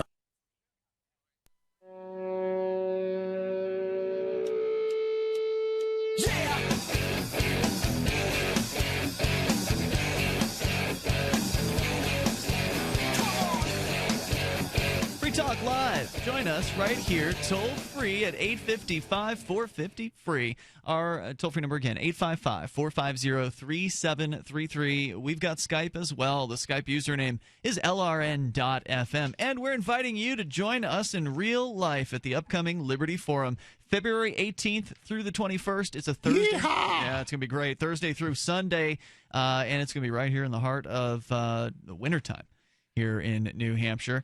Manchester, New Hampshire's Radisson Hotel, which is the largest convention space in all of New Hampshire. It doesn't get bigger than the Radisson Hotel in Manchester, and it's a great time. They held it there for the first time last year, but this is actually the 9th year of the Liberty Forum. So it was a great venue last year. I think it's going to be even better this year, with Edward Snowden being the keynote speech, one of the keynote speeches. I don't think they've announced their other one. I suspect there will be at least one more. So look for more speaker announcements coming soon. There's a number of panel discussions and great speeches that you'll be able to see. But to me, the real attraction of the Liberty Forum is the community, is to get together with hundreds of people, many of whom already live here in New Hampshire, like the three of us. We all joined the Free State Project at some point over the last decade and a half, and then made the move here at different times. We didn't know one another prior to the Free State Project. and there are now over 1,500 people who are here in New Hampshire. I would say probably a couple hundred will show up at Liberty Forum, and the rest, few hundred more, so there's usually like 500 to 800 people that'll attend over a weekend.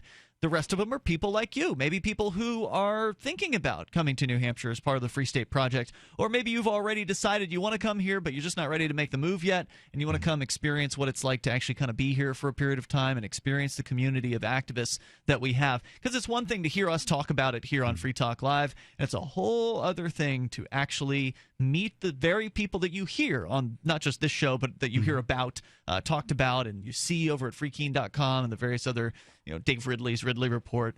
You get to meet those people at Liberty Forum.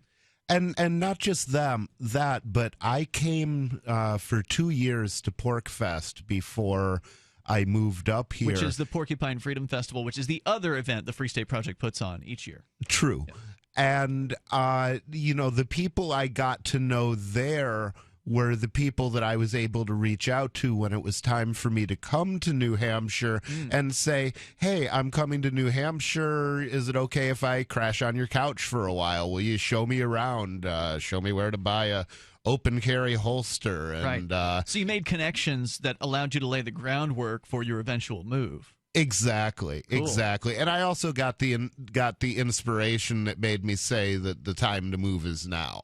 Yeah, that's the other side. I agree. I think they're both of the events, Porkfest and the Liberty Forum, are very inspirational events, because when you come here, you'll realize that this is for real. That this isn't just some sort of pie in the sky concept of somebody put up a website and it's all fake, or it's not what it's made out to be. No, it's much more than it's made out to be, because we can't cover everything on Free Talk Live. We can't cover everything at freekeen.com. We can't cover all of the activism and the socializing that's happening here, because there's more of it than we could even be involved in ourselves. There's more going on in New Hampshire than you could. I mean, there's sometimes, like Darryl, you were talking about tomorrow, some activists are going to go to the State House to do some testimony, like to testify on various different bills, some pro-liberty, some anti-liberty. But there's a bunch of bills that are being heard at once. So, multiple people will have to go to different things. I think 26 House committees, and chances are more than one of those committees will have a good bill or a bad bill, an important bill being heard at the same time.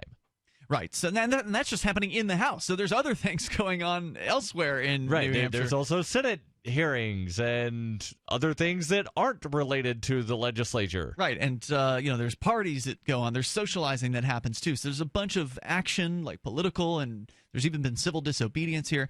And you like to smoke weed on the square. It's happened a number of times, more times I think than we can count. There's so many success stories. Would you say it's happened 420 times? At least.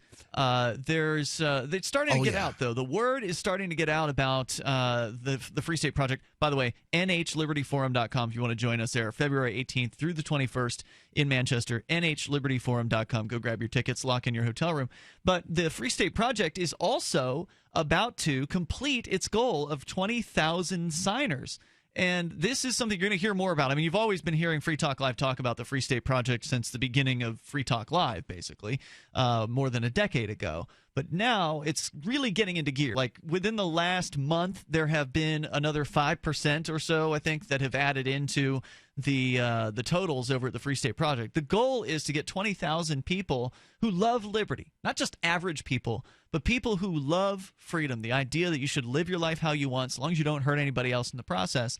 People like that, gather them together into the same physical geographic area. That's the concept of the Free State Project, and it's now at 94% of its goal, and it's coming up to 95% probably within the next day or two maximum. It's going to hit 95%. And so it's starting to really take off here toward the very end. So if you want to get involved in this thing, now is definitely the time to sign up at freestateproject.org. And I saw something online that apparently there's talk of having some kind of auction for someone having the rights to be the 20,000th signer to trigger the move. Interesting. I have not heard about that.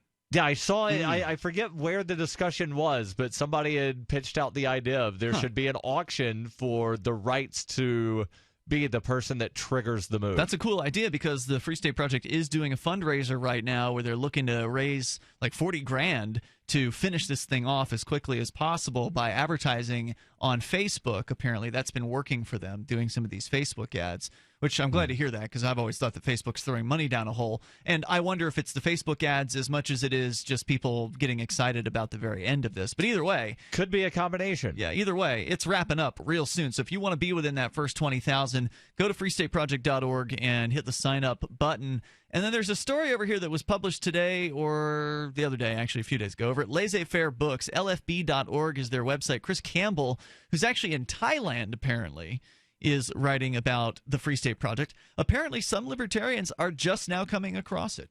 Oh yeah. Well, that's the whole idea of advertising it. There's a lot of people who don't know that it's there.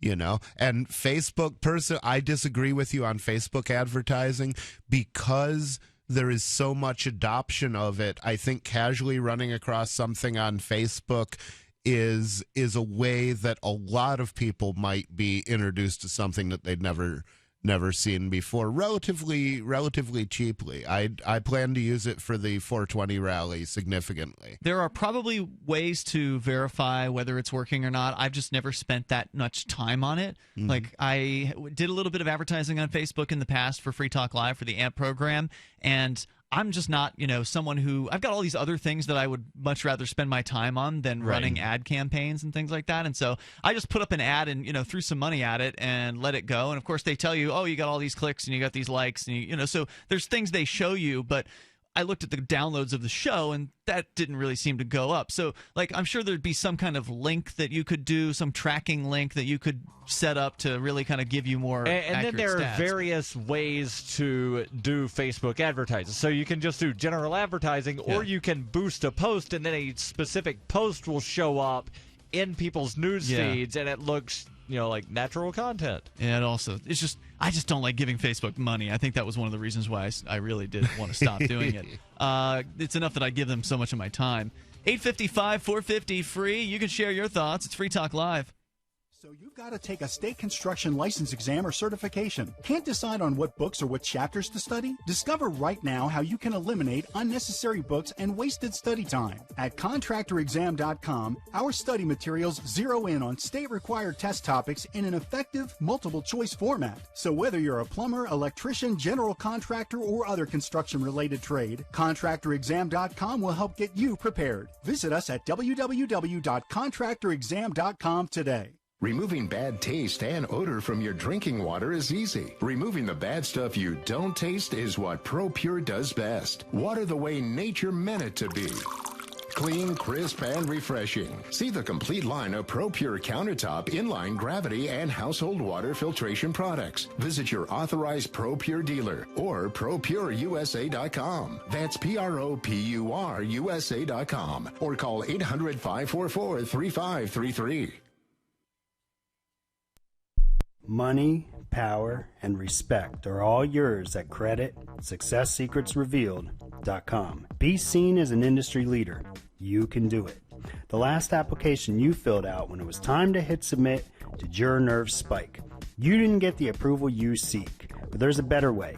We teach you exactly what to place into the right systems the right way the first time so you get approved. Get up to $100,000 in instant business credit. Many people will get cash on the spot. Use those two tools in your new corporate credit engine so you can walk into the bank and get your project funded today. It's all about today at CreditSuccessSecretsRevealed.com. Credit Success Secrets Revealed is explosive and ignites instant results. Dial 1-800-707-8719. That's 1-800-707-8719. 1-800-707-8719. Or just go to CreditSuccessSecretsRevealed.com. Did you know that Free Aid is a mutual aid, educational, and networking organization?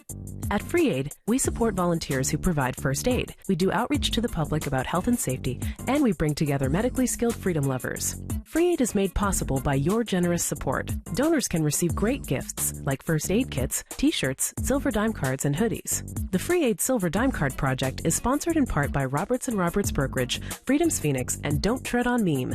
Visit fr33aid.com. The three most important things you can do for Free Talk Live are: 1. Share one episode a week on Facebook or in some other social networking site. 2. Buy the things you buy online through shop.freetalklive.com. 3. Give $5 a month to the AMP program. You likely buy all kinds of things online. Amazon is the largest online retailer. You can get what you need at the same prices with free Super Saver shipping by going to shop.freetalklive.com. Please do your online shopping at shop.freetalklive.com. Understanding your credit score is the first step towards managing and improving it. This is Charlie Sundstrom with your Van Dyke Mortgage Minute. The most influential component of your credit score is your payment history. Almost equally as important is the amount you owe on credit accounts. Also impacting your score, but to a lesser degree, are the length of time you've utilized your credit, the number of new accounts, credit inquiries, and your various types of credit accounts. To help achieve or maintain a healthy credit score, have a system set up to assure your bills are always paid on time. Don't max out your cards. It's better to have a high credit limit with a low balance. Never close old accounts. The age of these can actually help your credit score. But don't be afraid to use your credit. You need several accounts in order to have a credit score. Just keep the corresponding payments within your means. For your mortgage pre-approval and refi needs, start by visiting VanDykeMortgage.com. Corporate NMLS 3035. Van Dyke Mortgage is an equal housing lender. Charlie Sundstrom, NMLS 134251.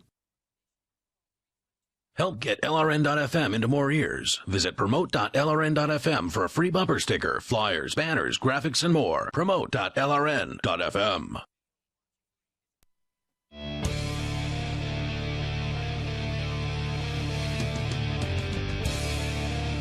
Free Talk Live, join us here. The toll-free number is 855-450-FREE. That's 855-450-3733. We've got Skype as well. Skype username LRN.FM. You'll sound better if you're on Skype. They're not a sponsor of the show or anything like that. It's just another option that we give you. Toll-free number again, 855-450-FREE. And join us over at freetalklive.com, where you can get interactive in a variety of ways, including actually submitting content right there to the front page of the website. It's a Reddit-based system, so it's free to use. The whole site's free, so please go and enjoy freetalklive.com. It's Ian, Rich Paul, and Darryl in the studio. We're going to go to Skype, where we have Gandersai on the line. I don't know if I just butchered that guy's name. Gandersai in Pittsburgh. You're on Free Talk Live via Skype. Yeah, this is actually Brody. Hey, back off your mic like, I don't know, an inch or something. You're kind of screaming down our throat here. Go ahead. Is that better? Yeah. Yes. Okay. Yeah. Anyway, I'm just calling about voting. It's just been on my mind a little bit lately since it's so much in the news. Yep. You're gonna hear more about it. You know, I'm always trying to think of a silver bullet to help people switch their political views. You know, I'm just thinking to myself, it's kind of funny how people vote for someone else to rule over themselves, and they're liars. You mean the politicians are liars, right? Well, sometimes the voters are liars, too. True. But, you know, politicians are known to be liars. They will tell people whatever they want to hear to get their votes. Yep, yes. Why don't people trust in themselves and go vote for themselves? Well, that is a little outside the box, and besides, what good would it do anyway? I mean, if you go and you vote for someone who's not on the ballot, odds are very, very slim that person's going to win. And even if everyone showed up and voted for themselves, the politicians and bureaucrats would still show up and vote for their political candidate of choice. But even if... Sorry, Rich, try that again. What you're doing when you're voting is you're making a suggestion as to who should get a particular job. They're not asking if the job should exist. The job is going to exist. You know, you can't just say, oh, well, you know, stop voting, and if everybody stops voting at the same time, then they'll stop doing it, because the government workers will still go out and vote for themselves. Sure will. And if everybody else stops, they will have total power. We actually covered a story about a year ago about a school board election in New Mexico to where nobody voted. Not even the candidates. 0 people voted because the county, for some reason, did not put a polling place in the town where this election was. They didn't notify people beforehand that the polling place was going to be in Roswell, 30 miles away, so nobody voted. The candidates went to where the polling place was, saw the sign, polling places in Roswell, and they didn't have time to drive so did there. Did they shut down that office for 4 years? No. So okay, I didn't think so. The remaining 2/3 of the school board members appointed the 3 people that were candidates to fill the remaining 3 vacant seats. But even if everybody shows up to vote and writes themselves in, then, okay, we've got a tie election because nobody got a majority of the vote. There's procedures for breaking ties. Coin toss. Or it's some either points. a coin toss or pulling straws. In some cases, they wind up having candidates, when they file, select a number or a letter or something, and In whoever politics, has the lowest winds up winning. And there was actually a lawsuit somewhere to where somebody selected the number -1. And so the lawsuit was, that's not a valid number. But and it is. It is. Yeah.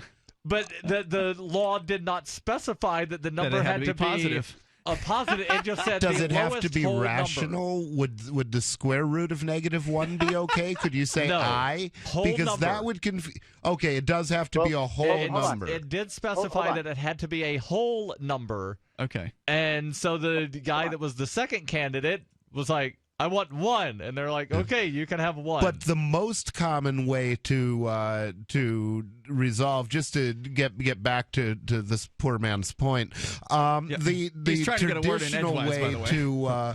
to resolve an election that's inconclusive is that the decision is made by another elected body. So basically, the people who haven't got, or the people who already have the power, get some more. Right. Go ahead, Brody. Well, the thing is, you're kind of off point as to the point I'm trying to make. I want to change the mentality of the public, because yes, I understand that, no one could go vote and they're still going to, put whoever they want in. But I would like to see the mentality of the public switched from trying to vote for whoever their favorite candidate is to voting for themselves. Well, I love the idea. I mean, I get what you're saying, but look, if you got There's the mentality, actually a way to do mentality that. of the public to that point, then you would have already basically ended the state, right? Because if people have rejected the idea of the government so much that they're going with your idea of everyone, again, we're leaving out the bureaucrats. If everyone besides the bureaucrats goes and writes themselves in on an election, that means that there's been a major paradigm shift, that people are no longer thinking about elections in the classic way that they used to, and that would mean that you would have enough people to do civil disobedience on any issue that you wanted to, because you've got people who are thinking in a very, very different way. You'd have people who would be willing to, opt out of, paying taxes and things like that. I think the whole society would be completely different before you even got to that point to where the elections would likely not even happen. But if you want to vote for yourself as decision maker for your life, the proper answer is vote Libertarian Party in the general. But that's not going to advance what Brody is trying to do. Right, and I'm glad you mentioned that, Rich, because I was going to say... I'm just saying I think libertarians / anarcho-capitalists, whoever, should be asking the people they know that question. Hey, why don't you vote for yourself? Well, the reason why we don't do that here is because there are actually libertarians and voluntarists who are running for political office and winning. So we don't think about things the way... I ask people, why won't you vote for Rand Paul? Well, anyway, Darryl, what was the point you were trying to get at? It's hard enough trying to get people to vote for the libertarian candidate or an independent candidate because people are stuck into the, well, I've got to vote for one of the two people that's going to win. I've got to vote for the horse that's going to win because otherwise I'm wasting my vote. And I contend that if you buy into this supposed wasted vote theory, even if you vote for the guy that came in second, you wasted your vote. Because I'm arguing if you vote for the guy that wins, you wasted your vote because you voted for a liar. No doubt. At least to the nationalists. Usually libertarians don't vote for the guy who wins, though, so that's not a problem for us. Right. I contend that the only wasted vote is one that you are not 100% comfortable casting. Yeah, you don't want to feel dirty after you've gone ahead and cast a vote. But look, Brody, what you're doing here is a typical kind of voluntarist or anarchist thought experiment of, well, we're screwed, so what do? We want to come, try to change things in a bizarre, unusual way, which is never going to become a reality, at least not anytime soon. I mean, you've got a lot of persuading to do, and the fact is everybody's not going to ever do what you want them to. So you can just wipe that idea right off the plate. And then look at what's happening in New Hampshire, where you've got state representatives here who they will tell you they're an anarchist. I mean, Mark Warden, who is not a state representative now because he decided to move on and do other things, he wore an anarcho-capitalist T-shirt, while he was a state representative. He wore a tie that had anarchy symbols on it. Right, and so here's one of the points I want to make to you. If you can't convince libertarians who generally agree with you, Brody, to do what you're suggesting, you're never going to convince Republicans and Democrats to do it. So, here in New Hampshire, we're voting for principled, liberty-minded people because they can actually win here, unlike in Pittsburgh, where you are. If you don't like the state and you want to stop doing something, my recommendation would be stop paying your taxes because you get paid to do that. You get the money if you don't give it to them, and also that will actually affect them. And I'll tell you, if there's 300 million people in America, if 100 million of them stopped paying their taxes, the federal government would be in very deep trouble. Thanks for the call, Brody. I appreciate it. Good luck with that goal. You got a long road. Toll-free number is 855-450-FREE, 855-450-3733, Free Talk Live. Are you suffering with hearing loss? Are you sick of people constantly complaining that your TV is too loud? Are you tired of asking people to speak up? Would you like to hear more clearly, but you don't want to wear a hearing aid that makes you look old? Then you need to try Listen Clear, a life-changing breakthrough precisely designed by top audio engineers to fit your ear almost invisibly. And you can adjust Listen Clear to find the perfect way to hear everything, wherever you are and whatever you're doing. And right now you can try Listen Clear absolutely risk-free with free shipping. We'll even give you free batteries for life. So call now, 1-800-719-9349. Listen Clear is lightweight and completely hassle-free, and it's practically invisible. Call for your 100% risk-free home trial with free shipping and free batteries for life. For free information, call now, 1-800-719-9349. That's 1-800-719-9349. 1-800-719-9349. Don't complain about your cable bill going up and up and up. Do something about it. Grab a pencil and jot down this special number, 1-855-905-MY-TV. The more cable TV rates go up, the better digital satellite TV looks. Say goodbye to the cable guy and get more of your favorite channels in 100% digital quality for less money. Call 1-855-905-MY-TV. Sign up for packages starting as low as $19.99, and there's no equipment to buy. You get free HD TV upgrade, a free DVR upgrade, and free professional installation. You control what you watch when you watch it. Record your favorite shows, pause and rewind live TV, even skip the commercials. Watch local channels too. At just $19.99, what are you waiting for? Pull out your major credit or debit card. Call 1-855-905-MY-TV. 1-855-905-MY-TV. Say goodbye to the cable guy. Cut costs and get more. 1-855-905-MY-TV. 1-855-905-MY-TV. I'm Ian Freeman, host of Free Talk Live. We've been covering Uber for years on the radio with their ongoing legal cases across the globe defending your right to give people rides without asking government permission. I wanted to support Uber more directly, so I signed up to be a driver. It's fun to meet new people and help Uber push forward innovation. As of this recording, Uber is active in 67 countries, so there's a good chance they're available in your area. If you'd like to drive for Uber and make some money helping people get where they want to go, sign up at drive drive.freetalklive.com, and you'll get a $100 bonus after you complete a certain number of trips. With Uber, you can drive anytime you want. You set your schedule. To get started, you need a good driving record, 4-door vehicle, insurance, registration, and to pass a background check. It costs nothing to sign up, so visit drive.freetalklive.com. That's drive.freetalklive.com. And if you just want to try Uber as a rider, visit ride.freetalklive.com. Your first ride's free.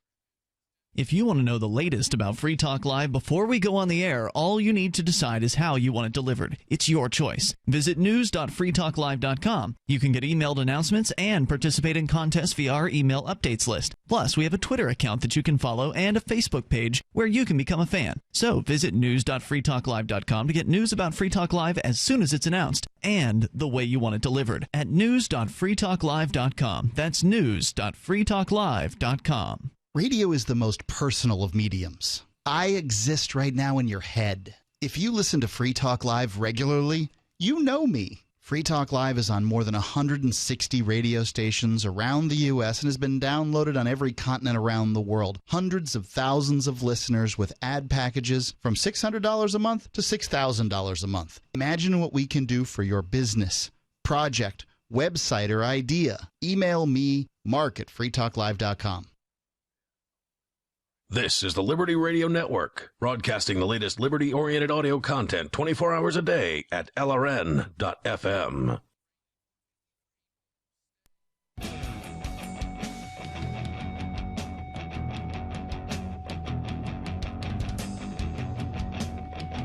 This is Free Talk Live. You can join us on the radio here. The toll-free number is 855-450-FREE, 855-450-3733. We've got Skype as well. The Skype username is LRN.FM. And I got to completely agree with you, Rich Paul, on your point about that we were talking about voting a few moments ago, and the idea that was being presented was, well, you know, everyone should just vote for themselves. And that is a cool idea. I mean, I like the idea of endorsing yourself as your own leader, and you are in charge of your own life. But the idea that you're going to get everyone to ever do anything that you want to do is impossible. That's just not how life works. People disagree on things, and even within the libertarian movement, there's disagreement about voting. And this is one of the arguments that you're going to likely hear again on this show as we get closer to the 2016 election.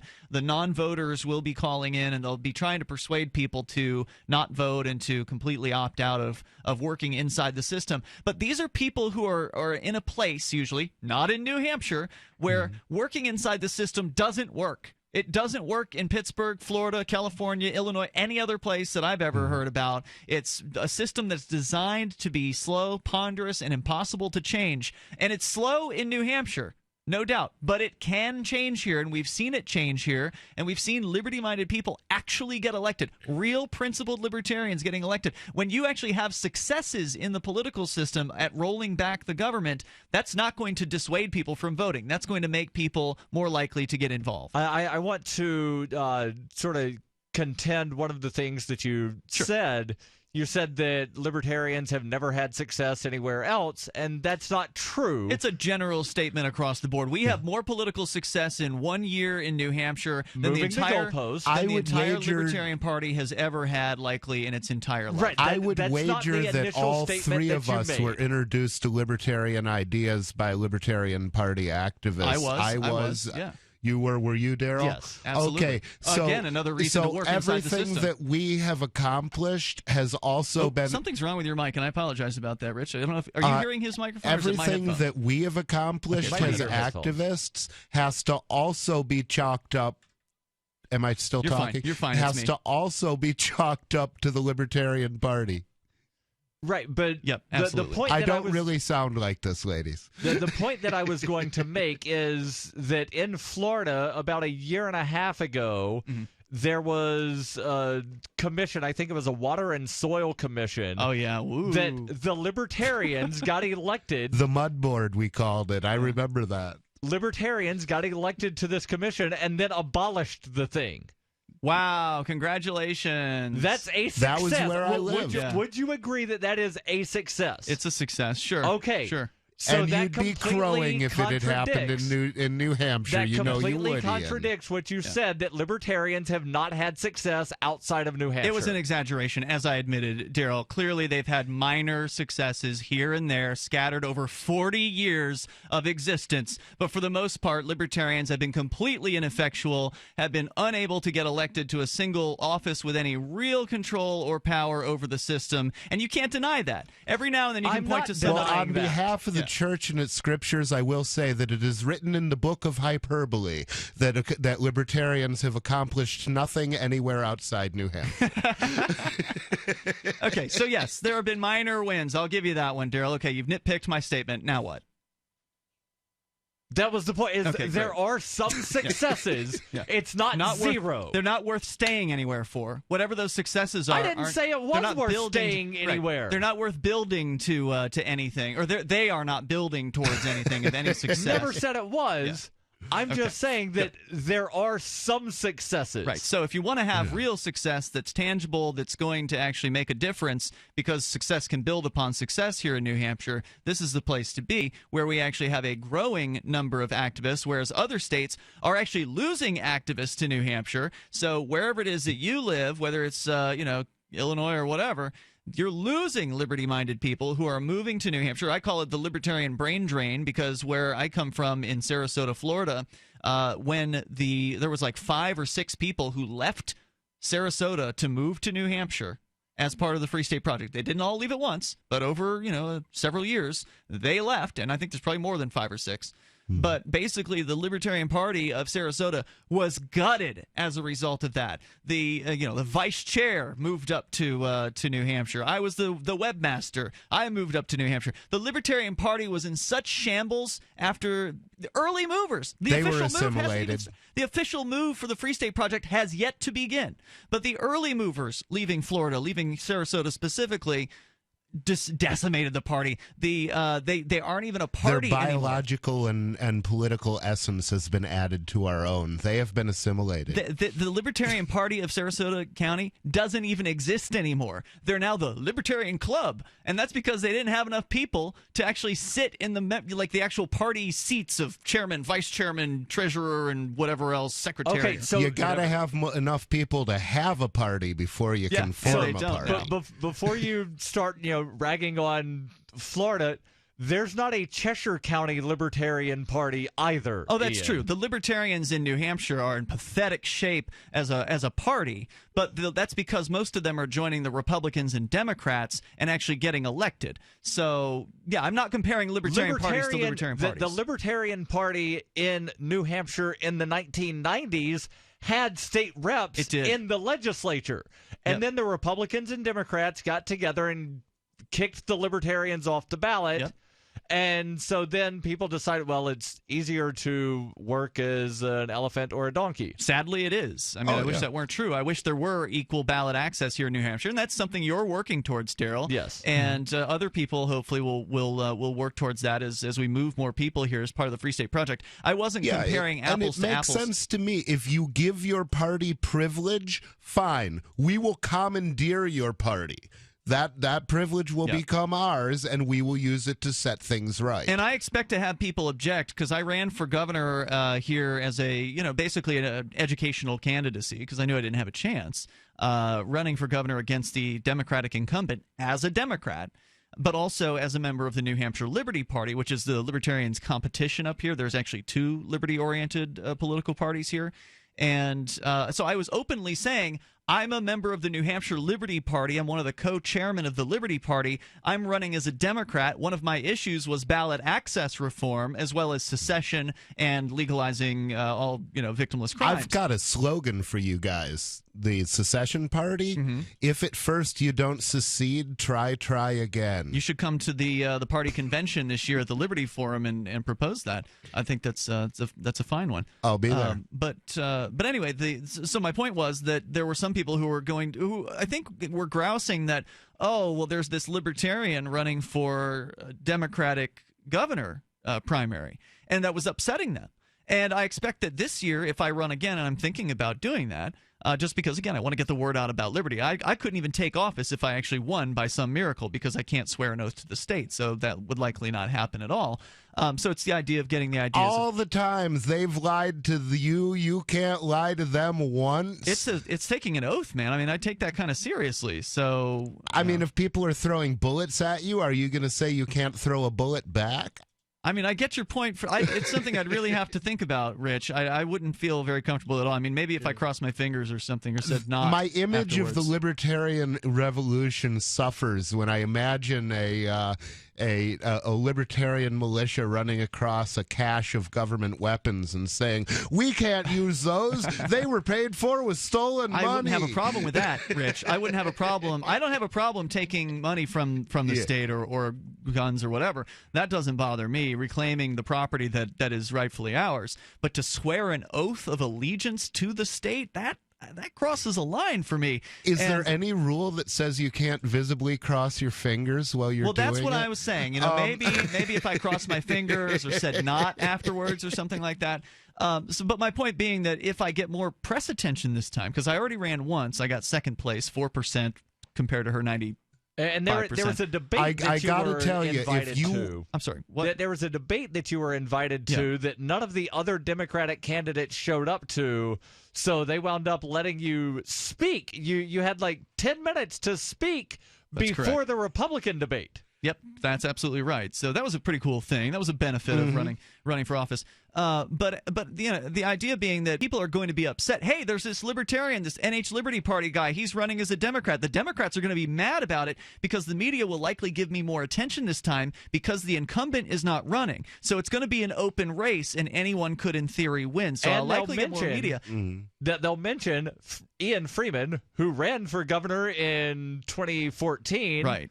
And so what is going to happen is some of the people in like the party adherents are going to be mad that there's a libertarian running in their party, and then we can point out, hey, why don't you make ballot access fair for everybody? That way the libertarians can actually run as the libertarians instead of having to run as Republicans and Democrats. So I think it'll actually make a point for us. Our toll-free number is 855-450-FREE, 855-450-3733. You can share your thoughts on elections, voting, or whatever's on your mind. It's Free Talk Live.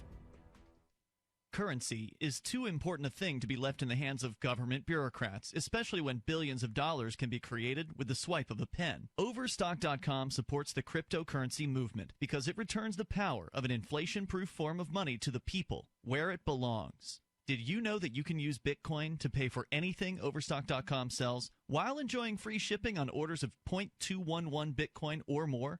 If you support freedom and the cryptocurrency movement, you should support Overstock.com. You can control your health care with Liberty Health Share. Liberty Health Share is like-minded people coming together to share medical costs, which saves money. You don't even have to pay for procedures that violate your conscience. Because we all share the same values. Join the movement of people who share in medical costs and change the way you pay for your health care forever. Go to libertyhealthshare.org to find out more. Liberty Health Share. Together, we're changing healthcare for good. libertyhealthshare.org. When I found the Free State Project, I knew it was the key to achieving liberty in my lifetime. It's awesome to be surrounded by like-minded, freedom-loving activists who've moved here to New Hampshire. From politics to civil disobedience, we have it all. Where I came from, it felt that no matter what I did, liberty was dying. Perhaps you feel the same way? Call 888-377-2515 now to learn more about the Free State Project. That's 888-377-2515 or visit freestateproject.org. Here's a chance to do a little activism while you're cruising Facebook, Twitter, or Google+.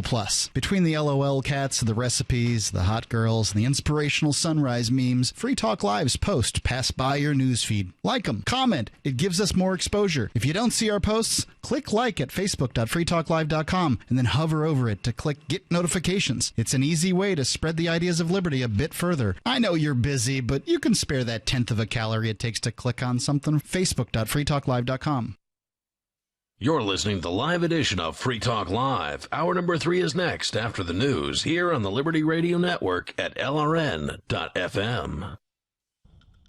From Keene and the Shire, the Liberty Media capital of the world, this is Darryl W. Perry, host of FPP Radio News for Monday, January 11th, 2016. Silver is trading at $13.98 per ounce. Gold is valued at $1,104 per ounce. And according to BitcoinAverage.com, the average price of Bitcoin is $451.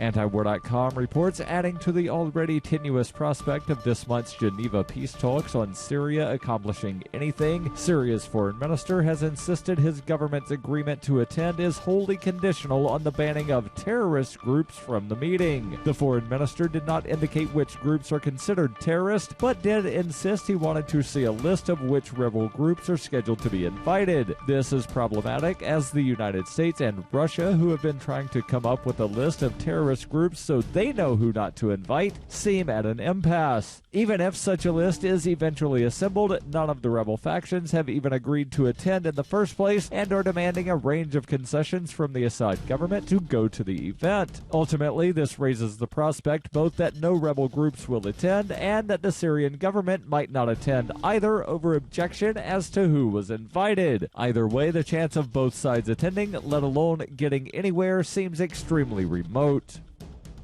Are you an advocate for free market money? Do you promote Bitcoin as an alternative in a fiat-centric world? Then you need Spend-A-Bit in your arsenal, the search engine for things you can buy with Bitcoin. Spend-A-Bit aggregates millions of products from thousands of Bitcoin-enabled merchants. Keep your money in the free economy. Visit spendabit.co today. Bitcoin merchants, ask about our merchant suite to reach even more customers. Spendabit.co. Reuters reports the U.S. Supreme Court will consider on Monday a conservative legal challenge targeting public sector unions when the justices take up a case brought by non-union teachers in California who object to being compelled to pay for collective bargaining. The dispute pits 10 public school teachers and the Christian Educators Association International against the California Teachers Association, an influential union with 325,000 members and a history of backing liberal political causes. The case could erode organized labor's influence by allowing public sector workers who are not union members but are forced under the state to pay agency fees equivalent to union dues to stop providing this money. This would reduce the income and political clout of public sector unions. Such a ruling would apply in 25 states that do not already have what are known as right-to-work laws that prohibit workers from being forced to pay union dues. A ruling in favor of the non-union teachers would be a blow to organized labor because unionized teachers and other civil servants in states without right-to-work laws comprise its main power base. The teachers who joined the lawsuit are asking the 9 justices to overturn a 1977 Supreme Court ruling that allowed public sector unions to collect fees from workers who do not want representation as long as the money is not spent on political activities. The Supreme Court will hear an 80-minute oral argument on Monday with a ruling due by the end of June. For nearly 40 years, Roberts & Roberts Brokerage has been a trusted source for buying and selling precious metals like gold and silver. They also take Bitcoin for precious metal purchases and have permanently removed the minimum purchase amount for all orders paid in the digital currency. Call Roberts & Roberts today for knowledgeable advice on buying and selling precious metals and a forward-thinking approach to new technologies. 800-874-9760 or visit online at rrbi.co. Antiwar.com reports many analysts are left scratching their heads as Afghanistan's seemingly huge military continues to flounder in the face of Taliban offensives, allowing the insurgency to seize seemingly any territory it has a mind to. Talk of poor training, low morale, etc. are all valid, but are only part of the story. The bigger problem is ghost soldiers, members of the Afghan military who exist entirely on paper and who, in many cases, are supposed to be part of the considerable defensive garrison at checkpoints and important cities. The problem continues to grow, however, and at this point, estimates suggest that 40% of the Afghan military may not even exist. The Afghan government's interest in solving this problem has been limited, as the military has struggled to find real recruits in the first place, and NATO nations pay virtually the whole bill for their security forces. Accepting fake troops has allowed them to meet their recruitment goals, and it's not like it's their money that's being stolen. This has been FPP Radio News, online at fppradio.com. Well, folks, look who came crawling back to Pennington. That's right, Jeff Statsky. Just 4 years after leaving town to make it as a songwriter and musician on the East Coast, Mr. Hot himself Jeff Statsky has returned. Locals are simply stunned that Mr. Ambition himself would deign to move back to Pennington, the town he once said, quote, wasn't big enough for his music.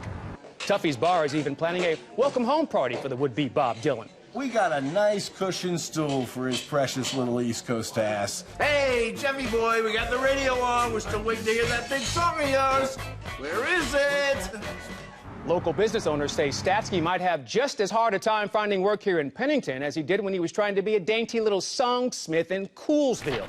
Oh, sure, I could set him up with a job, no sweat. Oh, wait, come to think of it, we don't have any openings right now for tambourine-shaking pansies who got dick-slapped by the big city. This is the Onion News Network.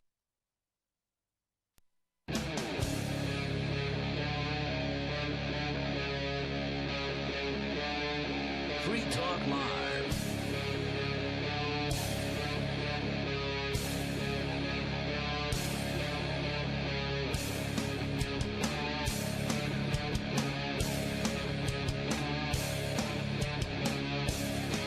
It's Free Talk Live. Dial in toll-free here. 855-450-FREE. That's 855-450-3733. We've got Skype username, LRN.FM. With you tonight, Ian. Rich Paul. And Darryl. To the phones, to the fun. Dave is in New Hampshire. And Dave, you're on Free Talk Live. Go ahead. Yeah, I wanted to talk a little bit about the upcoming apparent cross of the 20,000 mark by the Free State Project and the opportunity, the sort of once-in-a-lifetime opportunity that it provides that I think we may be kind of missing. Please. It seems like, well, there won't be a second chance at this. There will be a week-long period of time where we get this huge flurry of media coverage, and I don't really know that there is a plan to really take advantage of that and move it further. Like for instance, when we selected the state in 2003, we scheduled a news conference and got a lot of coverage, but there wasn't really any kind of interesting PR photo op moment, right? There wasn't anything interesting to photograph. Jason Sorens just sort of unfurled a New Hampshire flag, and that was basically it. So what are you thinking of as a photo op? Well, I can't think of anything. That's why I'm calling to suggest that the community come up with something. So I've got an idea, and one thought would be if they actually do auction off the 20,000th position, would be to actually fly that person up and have them sign up for the Free State Project at the press conference in the presence of Carla. Make a big deal about it. Make a bit, and just turn off registrations at 19999. And we're talking about the idea of the Free State Project for listeners just tuning in. It's the concept of gathering 20,000 liberty-minded people together who are willing to be active to achieve liberty in our lifetime. FreeStateProject.org is where you can go. Jason Sorens, you mentioned that name. He's the founder of the Free State Project. And this is going to be happening within the next few weeks. I mean, we're talking about maybe the end of the month at this point. And certainly it's going to be done by the Liberty Forum in late February. I think I like that idea. That sounds good. And the next step is just to make sure it's visual. I guess that would mean, handing them something or putting a medal on them or something. My idea for 2003 was that they should set aside a room where they could pop a champagne cork and just spray champagne all over the place. Could we get Edward Snowden to be the 20,000th? Oh, that would rock. I don't know if he's libertarian enough. I don't really know what his political viewpoints are. He's said nice things about Rand Paul and Bernie Sanders, so figure it out. Well, he basically said that Bernie Sanders was the lesser of the evils on the Democratic side. That's really. I think that's more or less what he said about Rand Paul too. Right. Dave, anything else you want to share on this? Go ahead. I would just urge the community to contact Carla if you've got ideas. Carla is the president of the Free State Project. There may be a better person to contact, but I can't think of one. Yeah, I'm sure they would love. I mean, I'm sure they'd love to have more ideas about how this could be a bigger event of the Free State Project, because I know they're planning some sort of PR blitz. They definitely have something that they're working on right now. So the more the merrier. Dave from RidleyReport.com. Thanks for calling Free Talk Live. I wonder if they'll unveil a giant porcupine statue. And then what? Do what with it? I don't know. Yeah, I just figured Just be out like, that here's was a porcupine Ridley. statue. I'm sorry, what? I just figured out that was Ridley. Oh, I you had no know? idea I was talking to Ridley that whole time. He's usually the only Dave who calls from New Hampshire. Oh, There okay. might have been another one. See, I don't know the codes. Yeah. Toll-free number 855-450-FREE from Laissez-Faire Books at lfb.org. This is a piece written by Chris Campbell entitled The Free State Project, Escape to Liberty. The website asked us a few days ago, quote, do you believe that adults have the right to make their own decisions about their own lives? Of course, we replied to our screen. Do you, the website went on, want to live in a place where adults are treated as adults, where people take responsibility for their own actions, lives, and dealings with others? We said, leaning in a bit. Where community is genuine and voluntary, it asked as we slowly moved our pointer to the bookmark icon at the top of the screen. Where your rights are fully respected, provided only that you equally respect the rights for others. All right, we said, snapping out of our trance. What's the catch? Enter the Free State Project. All right. So as you may know, we've been strumming the whole vote with your feet banjo for a while now at Laissez-Faire Books. And much of our focus thus far has been on what exists outside of the United States.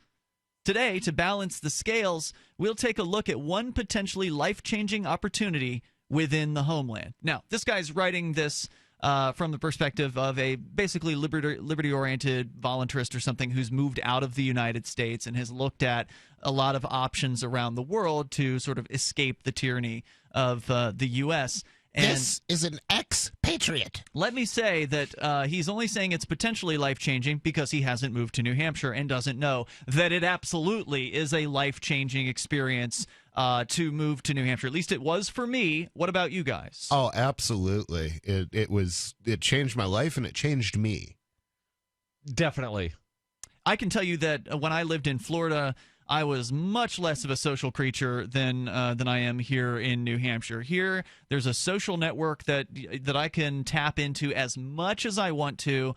You can do as much getting to know people and spending time with them who are really liberty-oriented folks as you want to. In Florida, it was like slim pickings. You had the same 5 to 10 libertarians with whom you may or may not have anything in common, who would come to the, like the Bennigan's once a week and bitch and moan for. What's a Bennigan's? It was like a restaurant, Irish-style restaurant. Restaurant. But Cheney. Yeah, and so that was what it was. That was it.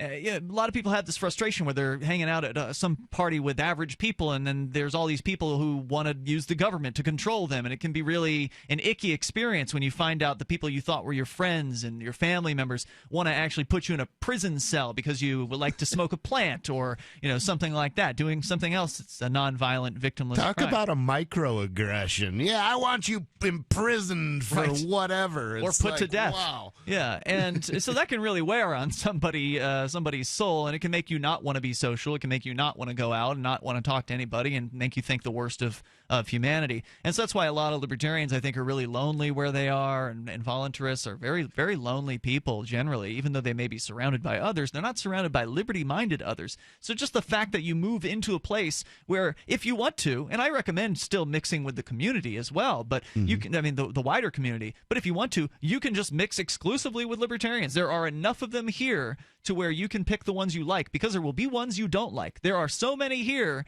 that there will be some who don't like you. That's how many libertarians we actually have.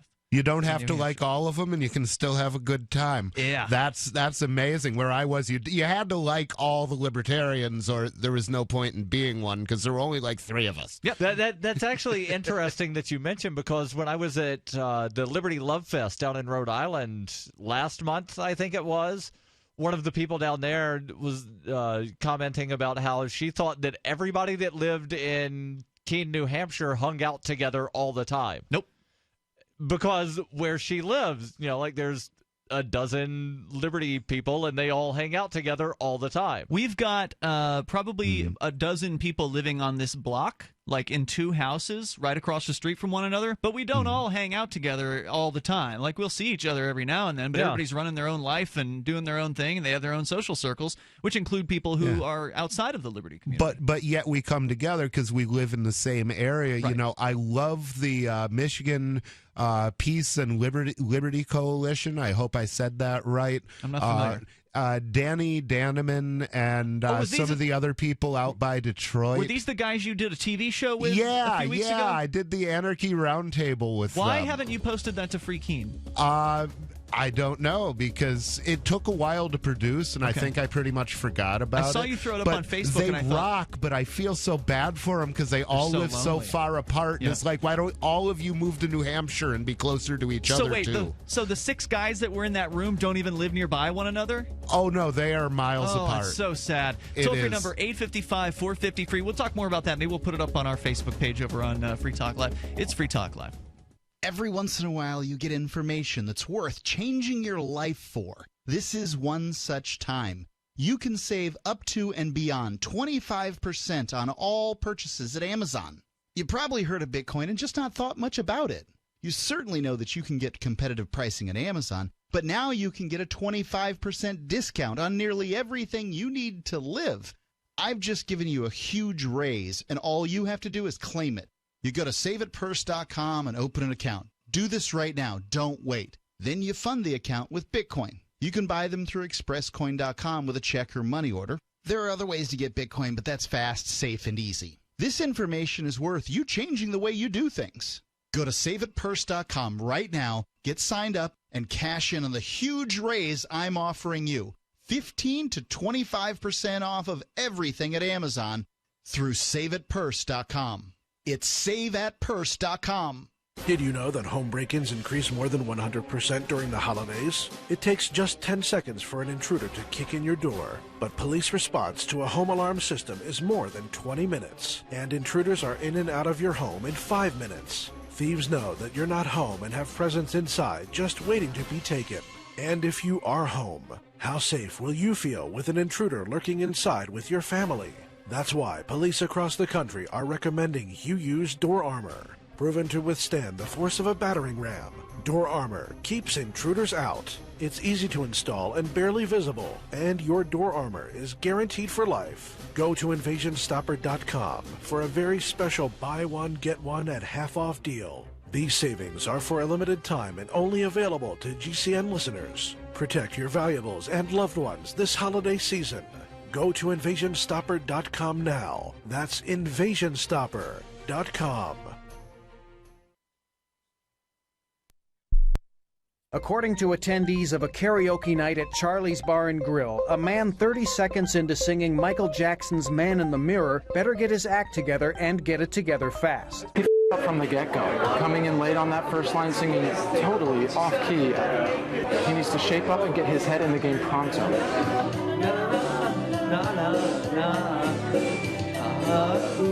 Honestly, he needs to get serious right now or get the off the stage.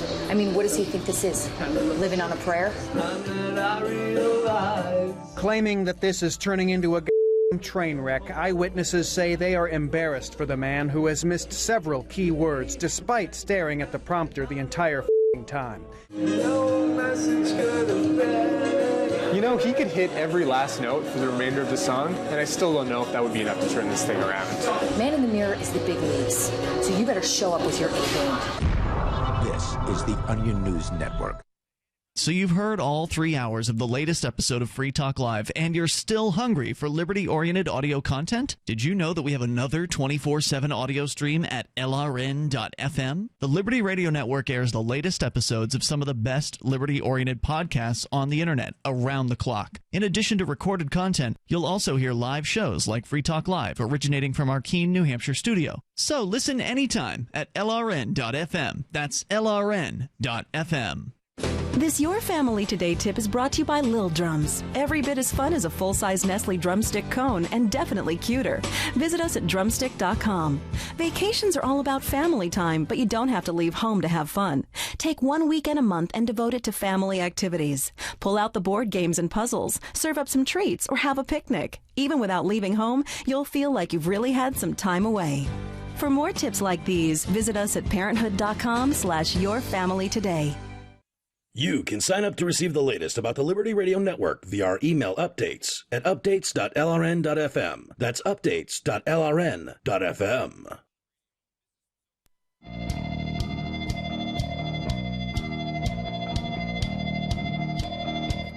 Right now, it's Free Talk Live.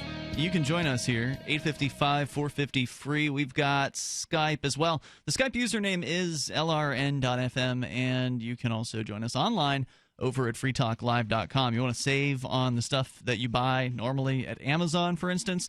Save 20% on everything you buy from here on out pretty much at Amazon. You can do that with saveatpurse.com. The catch is you do have to use Bitcoin in order to get these tremendous discounts. And 20% is like kind of the low end.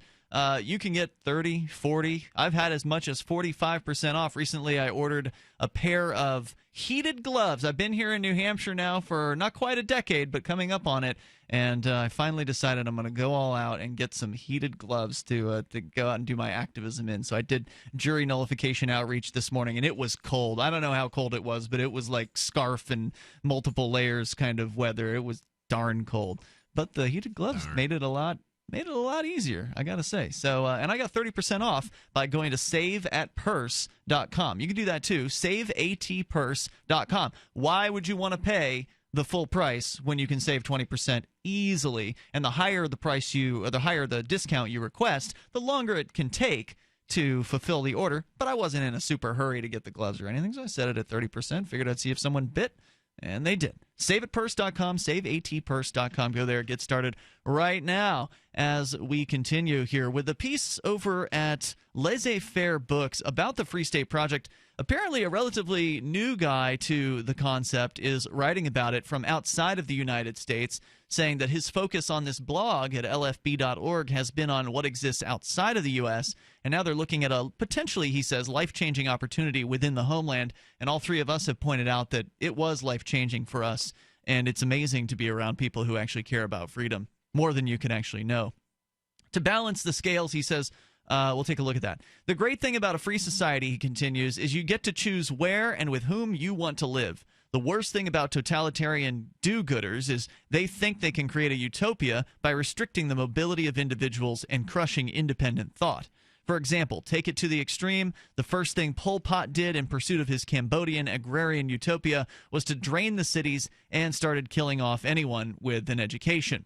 Instead of creating the utopia, though, he just created massive amounts of misery, and before he was through, he ended up killing off 25% of the Cambodian population. Fortunately, we're far from living under the Khmer Rouge. And the freedom of mobility, we believe, is the freedom of mobility, we believe, is one freedom you should take full advantage of if you're serious about living free in an unfree world. Unless, of course, you're satisfied with your current location and are comfortable with its future, which is great. The best place in the world is subjective. It depends on the individual. No place on earth is perfect, and there will always be trade-offs no matter where you go. Like the fact that it's cold in New Hampshire. This is one of the more common objections to people moving to New Hampshire. It is cold sometimes. I just saw something on Facebook where it's a little stick figure guy that says, I live where the air makes my face hurt. Why do I live where the air makes my face hurt? If the air makes your face hurt and you're not free, that's really crappy. But up here in New Hampshire, you're more free than in a lot of other places. And there's a chance of more freedom down the line as thousands more people move here. Plus, you can wrap your face and stuff and make it hurt less. And it's easier to get Irish coffee in New Hampshire than it is to get Liberty in Florida. Absolutely. I've tried both. Yep.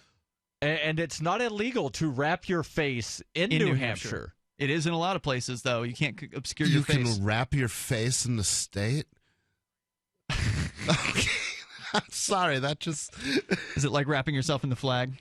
Yes. I'm going to wrap my face in New Hampshire. I think what he meant was like wearing masks, for instance, in California will get you arrested in some states. Yeah, there are some states. North Carolina, it's illegal, and that was written specifically to prohibit the Klan from holding public rallies.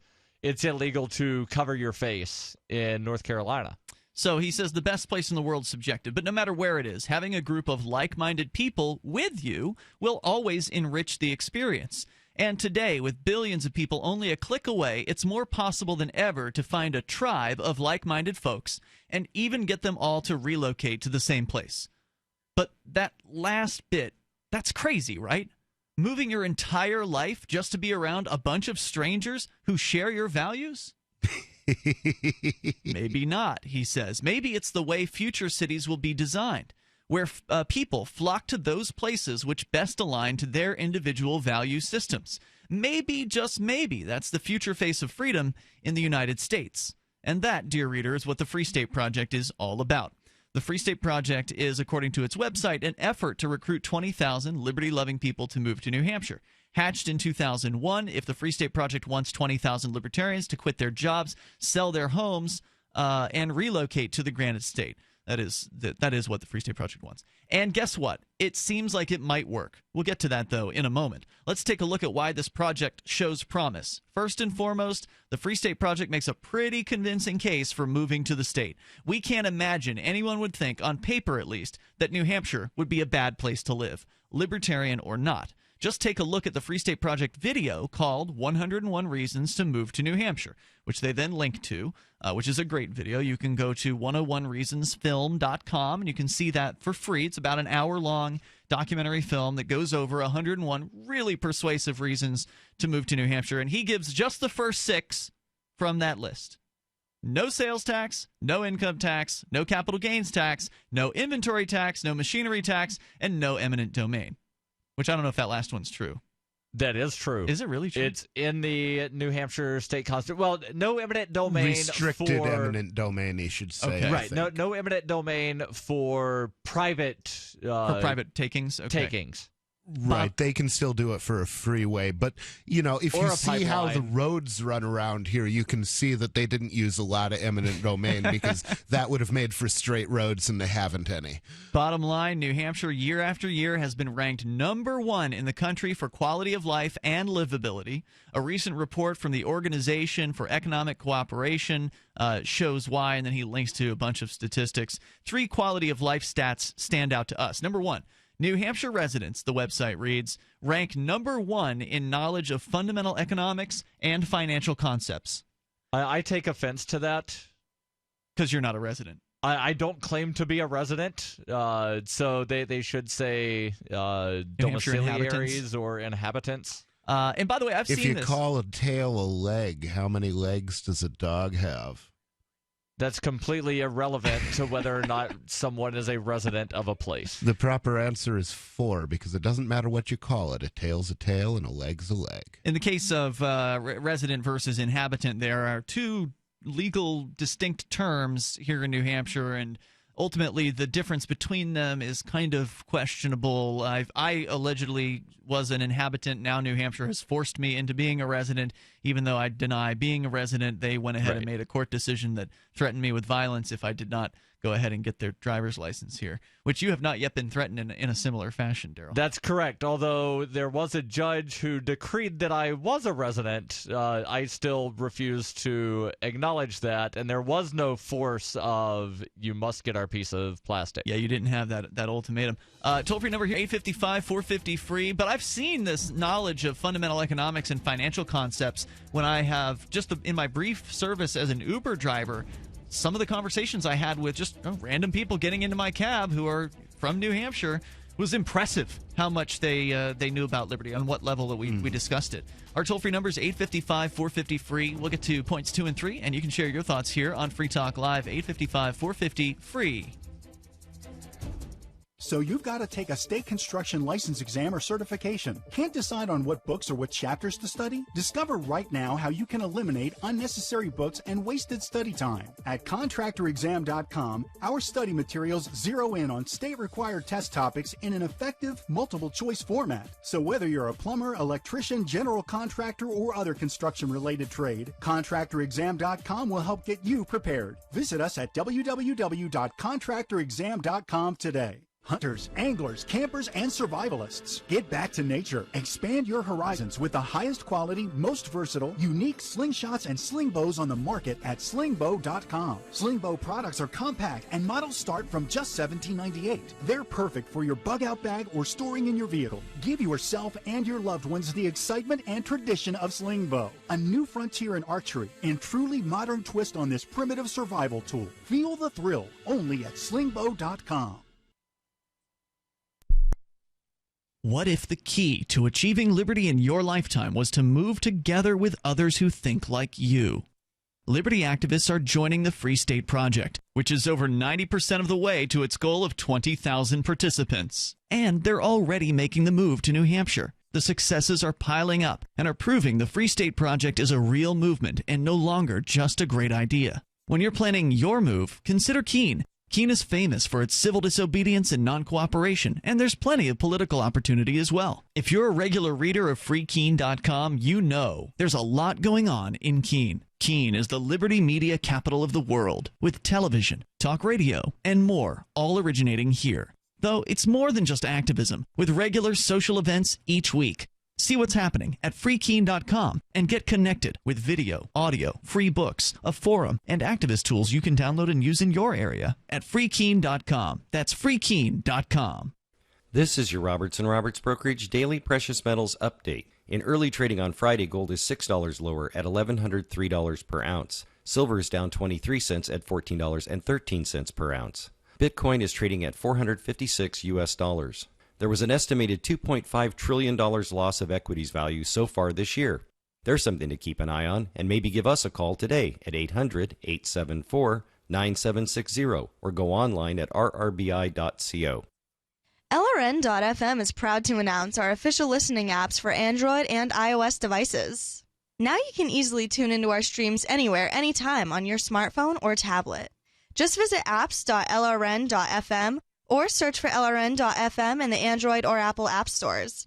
Please download, rate us 5 stars, then share the link on your social media, and let your friends and family know how you're listening to LRN.FM. Download it now, free, at apps.lrn.fm. Since time began, tyrants have taken aim at personal liberties. Now there's a movie that aims back. The government has no more right to tell us what to put in our bodies than they have to take our guns or tell us what books we can read. 6 drug police were eaten by bears while raiding a marijuana farm. On your knees, you dirty hippies! Jesus. On your knees! What's the problem, officer? Today, many cops who enforce pot laws do so only because it provides them with cushy jobs, good benefits, and a chance to push people around. I was an undercover narcotics officer. The drug war is nothing but a farce. The Second Amendment says you got to keep you and your gat intact. Guns and Weed, The Road to Freedom. A film by Michael W. Dean and Nima Vadadi. DVD available now at gunsandweed.com or on Amazon. That's gunsandweed.com. Makes the perfect gift. Remember, that's gunsandweed.com. What's up next? Visit the Liberty Radio Network program guide to find out at shows.lrn.fm. That's shows.lrn.fm.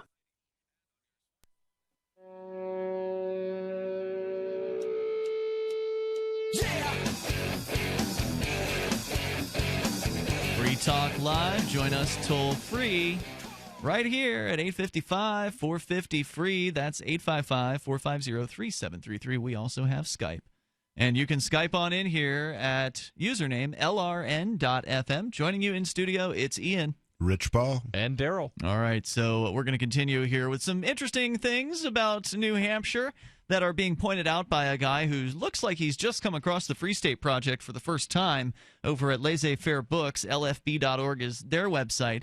He is located in, I believe it was Thailand. So somebody who left the United States in search of a place that he would be less screwed with by the government, and I can't blame anybody who wants to do that. But a lot of people don't know about the Free State Project. A lot of people who love liberty, who really care about freedom, and in this case are willing to move somewhere, don't know about this. They don't. It's like the best kept secret of the libertarian movement. that there are really thousands of libertarians who are going to come together and who have already begun to come together into the same place, sort of in the same way that there have been other political migrations in other places that have been successful.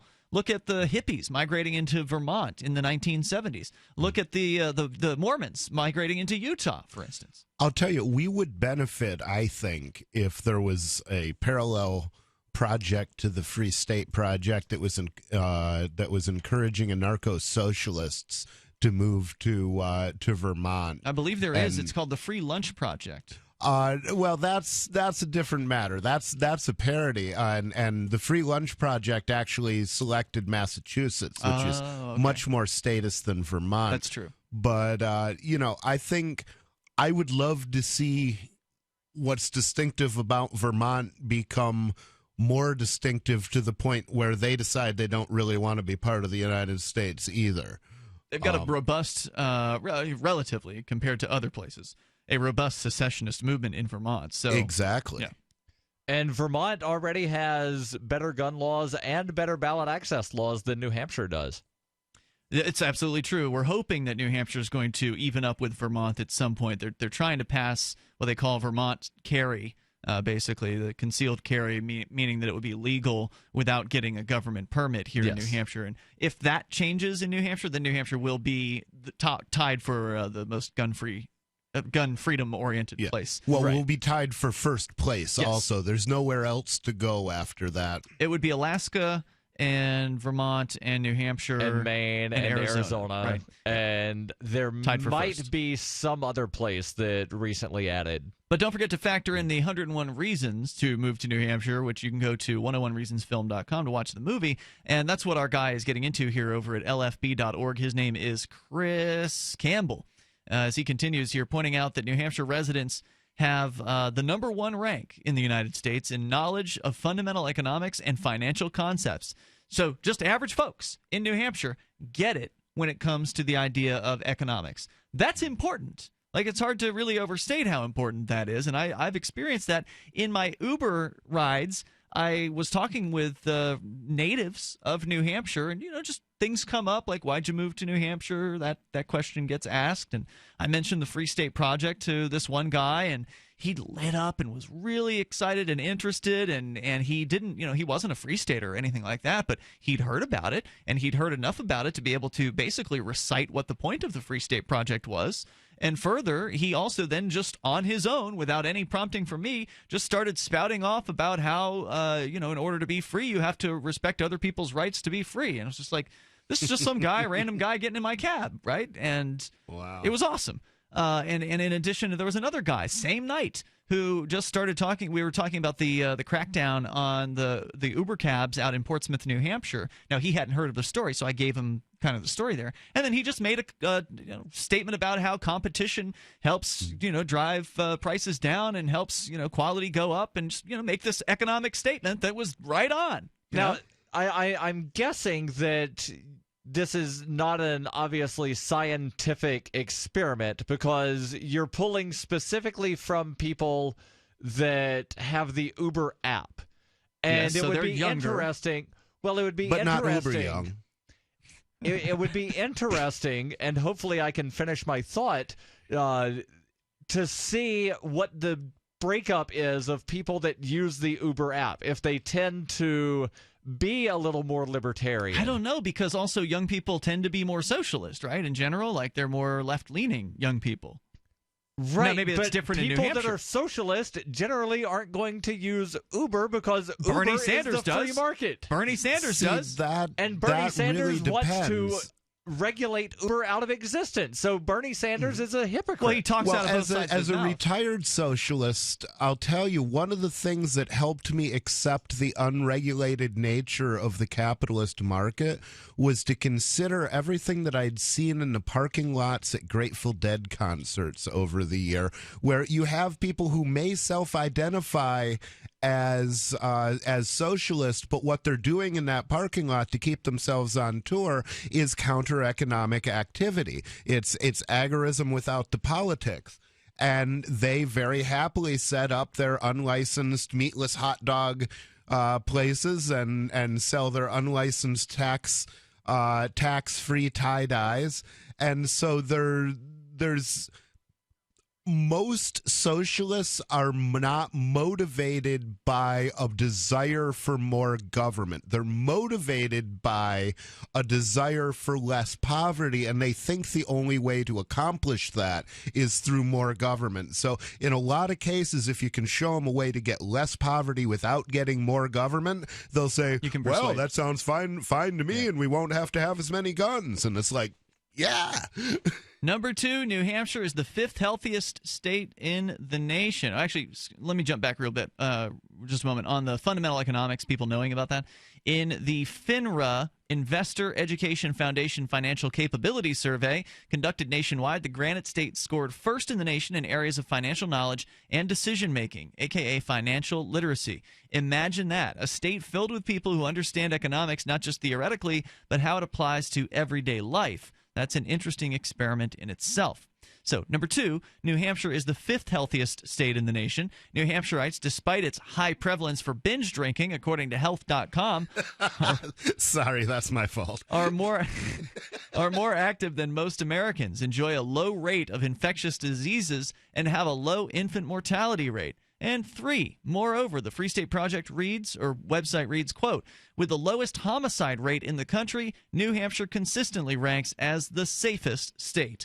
Not one of the safest, the safest. It also boasts a large homeschooling networks, strong self-defense laws, the highest number of Bitcoin transactions in the U.S. per capita, meaning an openness to dollar alternatives, the highest median income, and the lowest poverty rate in the United States. And wasn't there recently a news report that it has like the best economy in all of like the Western developed world or something like that? I don't have the stats in front of me. I don't know. I think I recall seeing something like that. You may have seen something like that, but I don't know anything about it. Let's talk to John in New York. You're on Free Talk Live, listening online. Hello, John. John in New York. Going once.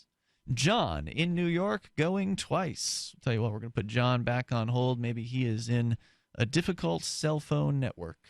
From the looks of it, says the author, as mentioned, the Free State Project is working. Upon writing, 18,643 Americans had pledged to move to the state within the next 5 years, amounting to 93% of their goal of 20,000. That number is now up to nearly 18,900 something, I believe. Yeah, that said 16,000 something. No, 18,000. 1% is 200 people. That's correct. Did I say 16? I You apologize. said 16. Yeah, upon That's writing. why I was like, wow, how long ago did they write this? No, this and is how was their math off to this show is fresh. 16,000 was 93? He wrote this about 5 days ago. Okay. It's just half. If just half of the 20,000 actually relocate, we would consider that a success. We almost added our name to the list, but we're not pledging to make the plunge quite yet. We will, though, later this year visit New Hampshire and see what's happening on the ground, and of course tell you about it. We got to get in touch with them. Yeah, it does sound promising, he says, and I suspect that means he's going to be coming to the Porcupine Freedom Festival. They say they're going to be interviewing the folks running the project and are asking for their readers to give input into what they think about it. There's a lot of talkers out there in the libertarian world. The Free State Project has a bunch of the doers that are coming together. It's Free Talk Live. As a pioneer of the e-commerce movement, Overstock.com is proud to be the first major retailer to accept Bitcoin. Overstock was the first because Patrick Byrne, Overstock's CEO and founder, firmly believes in personal freedom and cryptocurrency. Over the past 16 years, Overstock has furnished over 18 million homes with a diverse line of products to suit everyone's unique styles and preferences. Support Overstock and freedom of choice while enjoying free shipping on orders of 0.211 Bitcoin or more. Free Talk Live has partnered with Amazon, the largest internet retailer. Imagine a department store category, and Amazon has it. Books, electronics, office products, furniture, jewelry, automotive, toys, clothing, sporting goods, and dozens of other categories. Now you can shop and support Free Talk Live by entering Amazon through our website. Go to shop.freetalklive.com, and Amazon will send us a portion of your purchase. You're going to do the shopping anyway, so remember to enter through our site at shop.freetalklive.com. That's shop.freetalklive.com. 2 little tablets is all it takes to make your thin hair feel and look thicker and fuller, guaranteed. Viviscal is the #1 drug-free hair growth supplement in the U.S., with 1 box being sold every minute globally. It's clinically researched to promote existing hair growth for men and women, and now a 90-day supply of Viviscal is offered in your area risk-free plus free shipping. Call 800-330-4028. Viviscal nourishes thinning hair from within. You'll love your hair growth results, guaranteed. Viviscal is so effective, it's recommended by top doctors. Here's Dr. Grant Stevens, board-certified plastic surgeon. I feel confident recommending Viviscal to women with hair loss, thinning hair, or even dry or brittle hair. It's 100% drug-free, and it's backed by years of clinical research. Want to try Viviscal? Every listener that calls now gets a 90-day risk-free supply plus free shipping. Call now, 800-330-4028. 800-330-4028. That's 800-330-4028. Phone records, financial and location data, Prism, Tempora, X-Keyscore, Boundless Informant. Hey, y'all, Scott Horton here for offnow.org. Now, here's the deal. Due to the Snowden revelations, we have a great opportunity for a short period of time to get some real rollback of the national surveillance state. Now, they're already trying to tire us by introducing fake reforms in the Congress. And the courts, they betrayed their sworn oaths to the Constitution and Bill of Rights again and again, and can in no way be trusted to stop the abuses for us. We've got to do it ourselves. How? We nullify it at the state level. It's still not easy, but the Off Now project of the 10th Amendment Center has gotten off to a great start. I mean it. There's real reason to be optimistic here. They've gotten their model legislation introduced all over the place, in state after state. I've lost count, more than a dozen. You're always wondering, yeah, but what can we do? Here's something important, something that can work if we do the work. Get started cutting off the NSA support in your state. Go to offnow.org. DVD, books, music, instruments, periodicals, computers, software, electronics, photo, cell phone, office products, home and garden, bed and bath, furniture, kitchen, pet supplies, automotive, hardware, apparel, shoes, jewelry, grocery, healthcare, sports and outdoors, toys, games, used, and more. It's a department store at your fingertips. Shop.freetalklive.com. Get all your shopping done, get a great deal, and a portion of your purchase goes to benefit Free Talk Live when you enter Amazon via shop.freetalklive.com. Are you a political activist who does things that the government might not like? Then this free ebook may save your life. Rats is your guide to protecting yourself against snitches, informers, informants, agents provocateur, narcs, finks, and similar vermin. Rats was written by OG libertarian Claire Wolfe. Rats is a short book, easy to read, and available free in many formats. Download Rats free at rats-nosnitch.com. That's rats-nosnitch.com. If you enjoy LRN.FM, please contribute to your favorite shows via their websites and become an amplifier at amp.lrn.fm. That's amp.lrn.fm.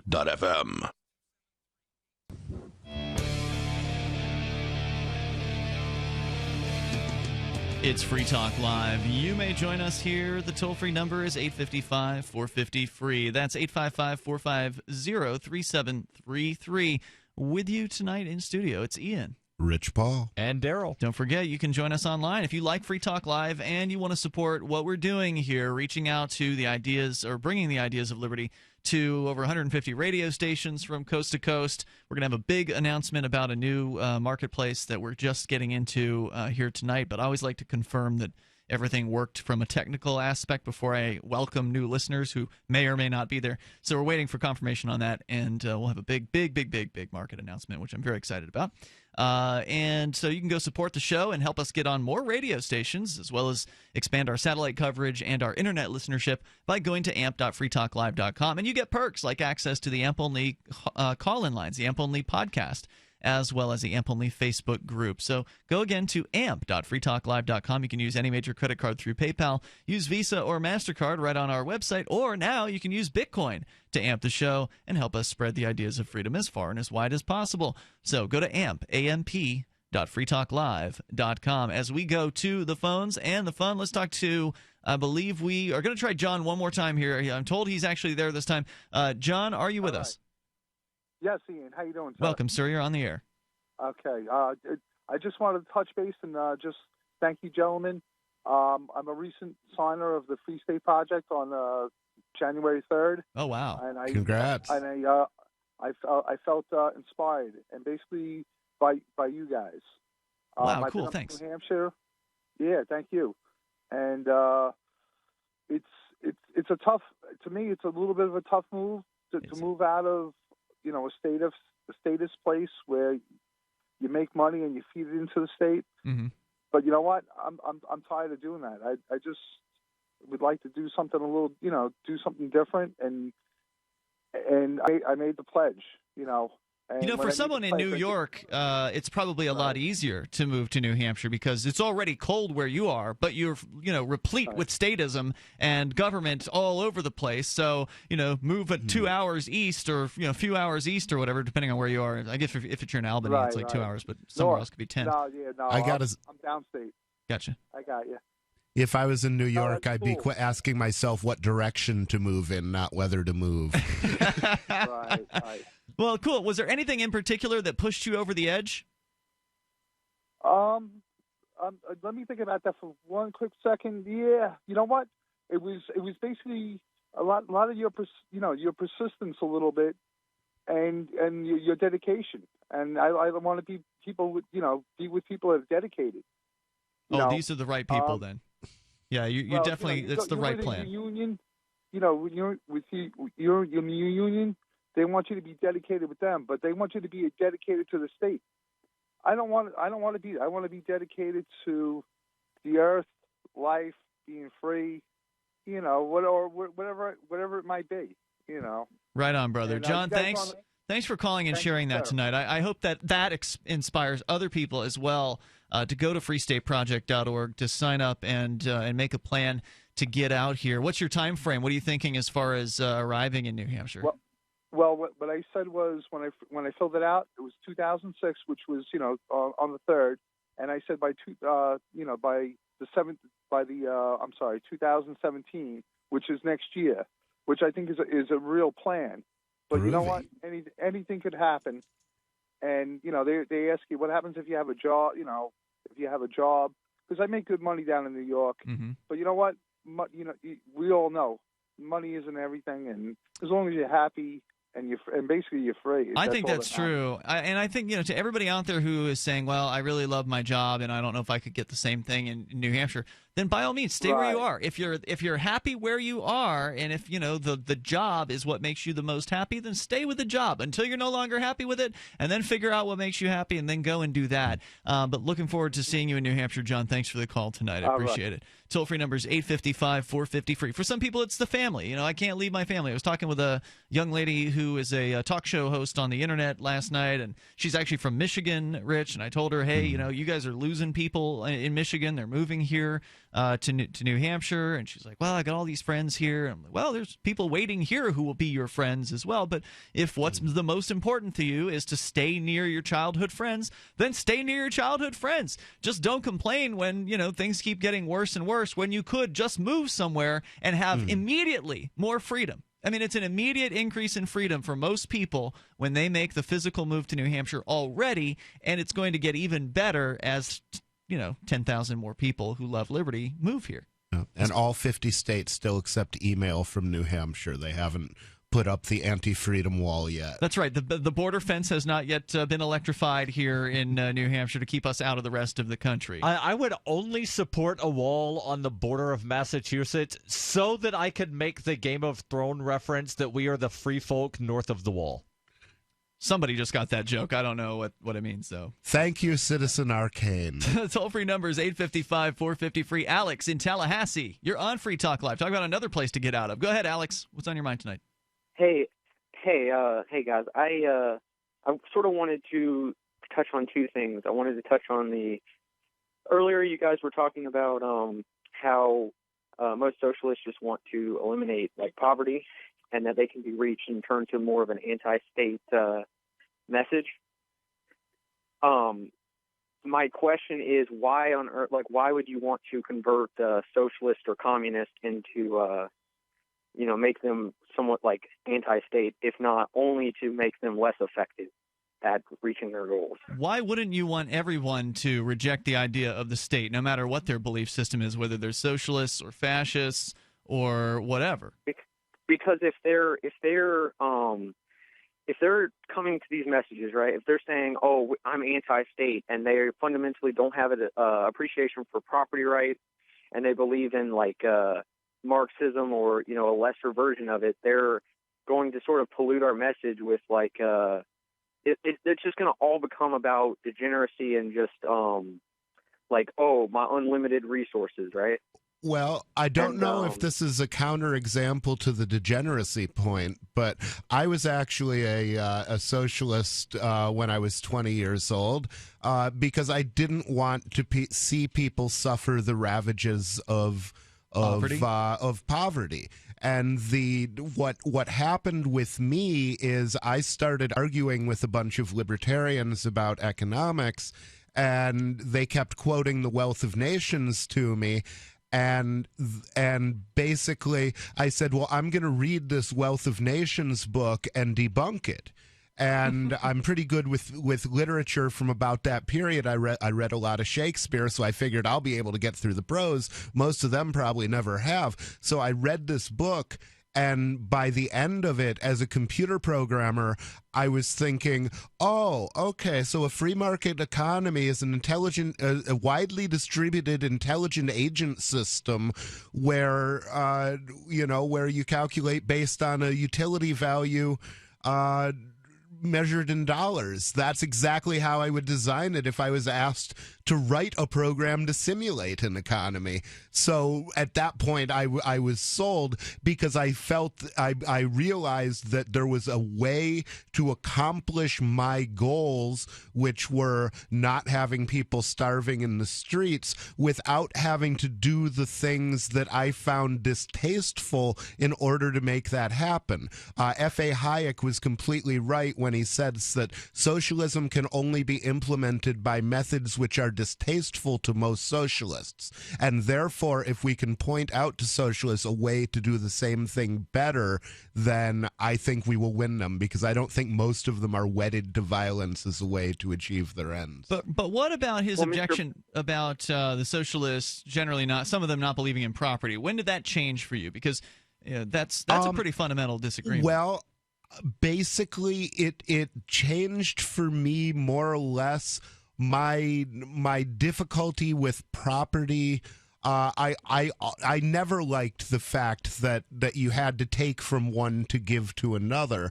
And I was always a fan of, like, Robert Heinlein, who had kind of suggested there might be other ways to manage social welfare. And so, I was seeking, I was reading, I stopped identifying as a socialist when I actually read the Communist Manifesto and said, dictatorship of the proletariat. I don't like the sound of that at all. So, I felt like, Kramer, low flow shower. I didn't like the sound of that. That sounded like a very frightening, very dangerous thing. And I regarded myself as an anti-authoritarian. As most socialists actually do. That's the thing. They see themselves as anti-authoritarian, and they see capitalism as authority. So what you're saying is they're actually really good prospects. Just exactly. Better prospects than conservatives, I think. That's another discussion I think would be interesting to have. And Alex, I know you have more to say. You're going to have to call on another night. I appreciate hearing from you here tonight. Don't call in the very last segment. It's always the worst time, but that's when everyone loves to call for whatever reason. We'll see you tomorrow. freetalklive.com. Why did you move to the Shire? I moved here to the Shire because there's other people around who take liberty just as seriously as I do. I moved to the Shire because I saw videos of people challenging authority and thought that I could get support myself. It called to me, like, do this right now. I wanted to be around people like me who got it, and once I got here, I knew there was nowhere else that I wanted to be. I've always wanted to change the world. So I moved to the Shire to join people who were actually working towards doing the same thing. The people here are awesome, loving, and positive. It was for the adventure and for the feeling of something important is happening here, and I just wanted to come to sort of be part of that. Visit ShireSociety.com to read and sign the Shire Society Declaration and learn the reasons why, if you love liberty, you should immigrate to the Shire. Plus, add yourself to the Shire map at ShireSociety.com. That's ShireSociety.com. If you want to move to the free state and and you're looking for some real estate. Oof, I think we've all had enough of that jingle, don't you? If you're going to invest in property in New Hampshire, it just makes sense to support a Liberty-friendly realtor. Call Mark Warden of Team Porcupine Real Estate for investment property or rentals in the Free State, or visit his website. Come on, you know it. PorcupineRealEstate.com.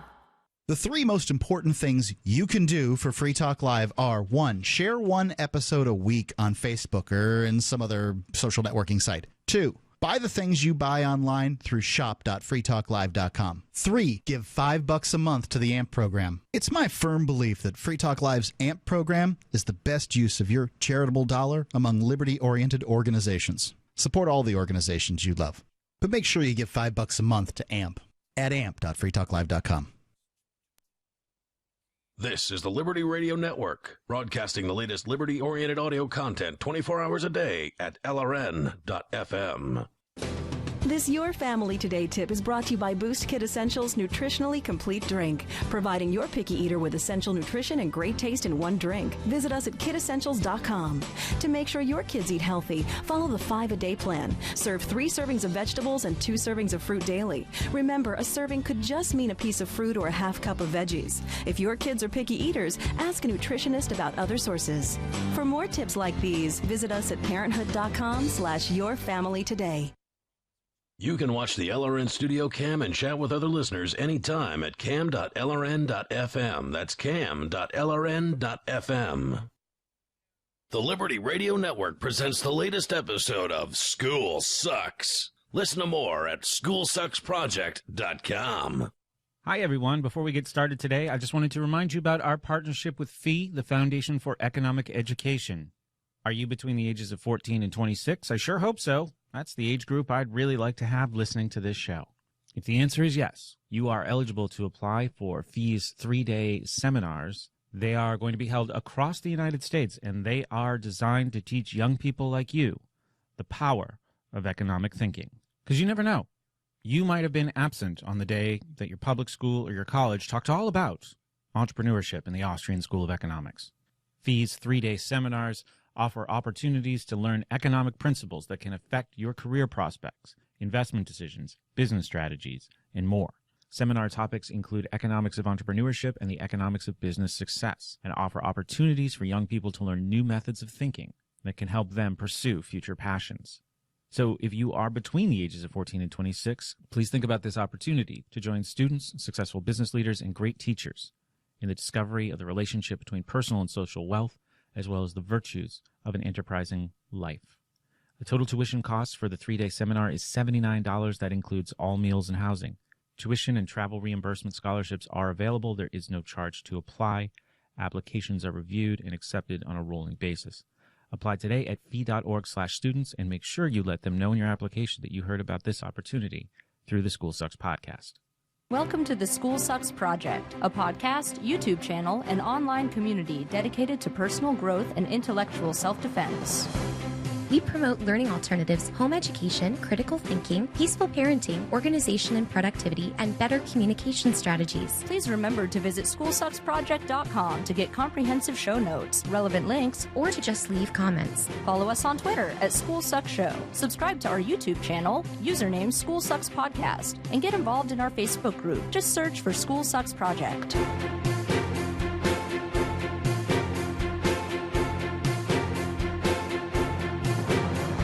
Good day to you, and welcome to School Sucks Podcast Productivity Month. This is our first theme month of 2016. This is our first theme month ever. All this month, we are going to be talking about productivity, organization, time management. How the does that work? We're going to be revisiting some old favorite topics from the past, like Getting Things Done, that's David Allen's book. And of course, Evernote. If it wasn't for my discovery of Evernote, I would probably be in an insane asylum right now. Whew. So lots of great guests on the way. We're going to start with 2 shows with my friend Nathan Frazier, the creator of the Anarchopreneur podcast. And we're going to be talking about the importance of setting goals, clarifying goals, tracking goals. Our conversation extended 2 hours, so I'm going to split it into 2 parts. The second part will be along in just a couple of days, so be on the lookout for that. In fact, this show is more of an introduction to the goal-setting topic. It has a bit of a slow start. I want my audience to know who Nathan is. I want Nathan's audience to know who I am. And then the second show, we'll move into more specific goal-setting strategies and tips. And I really want to say thanks to everybody who's on board with School Sucks 4.0. It was so nice to see the positive feedback coming into the group, and everybody who's already participating in SSP Productivity Month. That's hashtag SSP Productivity Month. If you have questions or comments or feedback or tips, please use that hashtag. That's #SSP PRODUCTIVITYMONTH. Hashtag SSP Productivity Month. Thanks. It makes it easier in the future for me to gather all of the topics from January together and ultimately present it somewhere else like the website. Cha-cha-cha. Now, a lot of content and conversations for this month is already planned, scheduled. Some of it's even recorded. But there is still room for a few additions and changes based on your feedback. Join our group. It's called the School Sucks Project on Facebook. Follow me on Twitter at School Sucks Show. And now here's the first part of 2 of our conversation on the topic of setting goals. Thanks for listening, everybody. Time to introduce myself as B.L., the super chill, the kind lady daffodil. Here I go again, is it inane or just the same? My life is on the brain with the grip up on the mic. Yeah, we doing it right. Original gangsters from Cleveland unite. It is hard to be a gangster, with the basket on your bike. It is hard to be a gangster, with the basket on your bike. It is hard to be a gangster, with the basket on your bike. It is hard to be a gangster. So, Nathan Frazier, Happy New Year, and welcome to School Sucks for, I believe, the first time as a guest. I'm super stoked to be here. Now, a little history. I've been on your show before, Live Free FM. I think the first time we did an interview, the first time we did an interview was 2012. You had me on your show to talk about the Prussian education system, and people will recognize your voice. People who've listened closely for a long time, I should say, will recognize your voice because I worked that into this huge series called The American Way, which was kind of paralleling happenings in America in the 21st century to, good heavens, Nazi Germany in the 1930s. So our interview appears in the second episode, I think, in that series, but you, since then, have gone in an exciting new direction that I wanted to give you some time to talk about here at the beginning of the show. So first of all, what was Live Free FM? It still is in existence, but how has that evolved since people last heard your voice on my show? Live Free FM is and always has been kind of a freedom-oriented show, and we've always been more about solutions than pointing fingers. Personally, myself, I've always been kind of an agorist and an entrepreneur at heart. I've never really been satisfied with the corporate 9-to-5 grind, and I've always had side hustles. And now I'm kind of going full in on my own personal company. Mm-hmm. And so I've rebranded Live Free FM a little bit, and I've started a new podcast called the Anarchopreneur Podcast. And actually, I have to give you credit for this. Multiple times I've heard you say this, and this is one of the things that I totally agree with you on, which is we don't market liberty correctly. A lot of us do not understand marketing.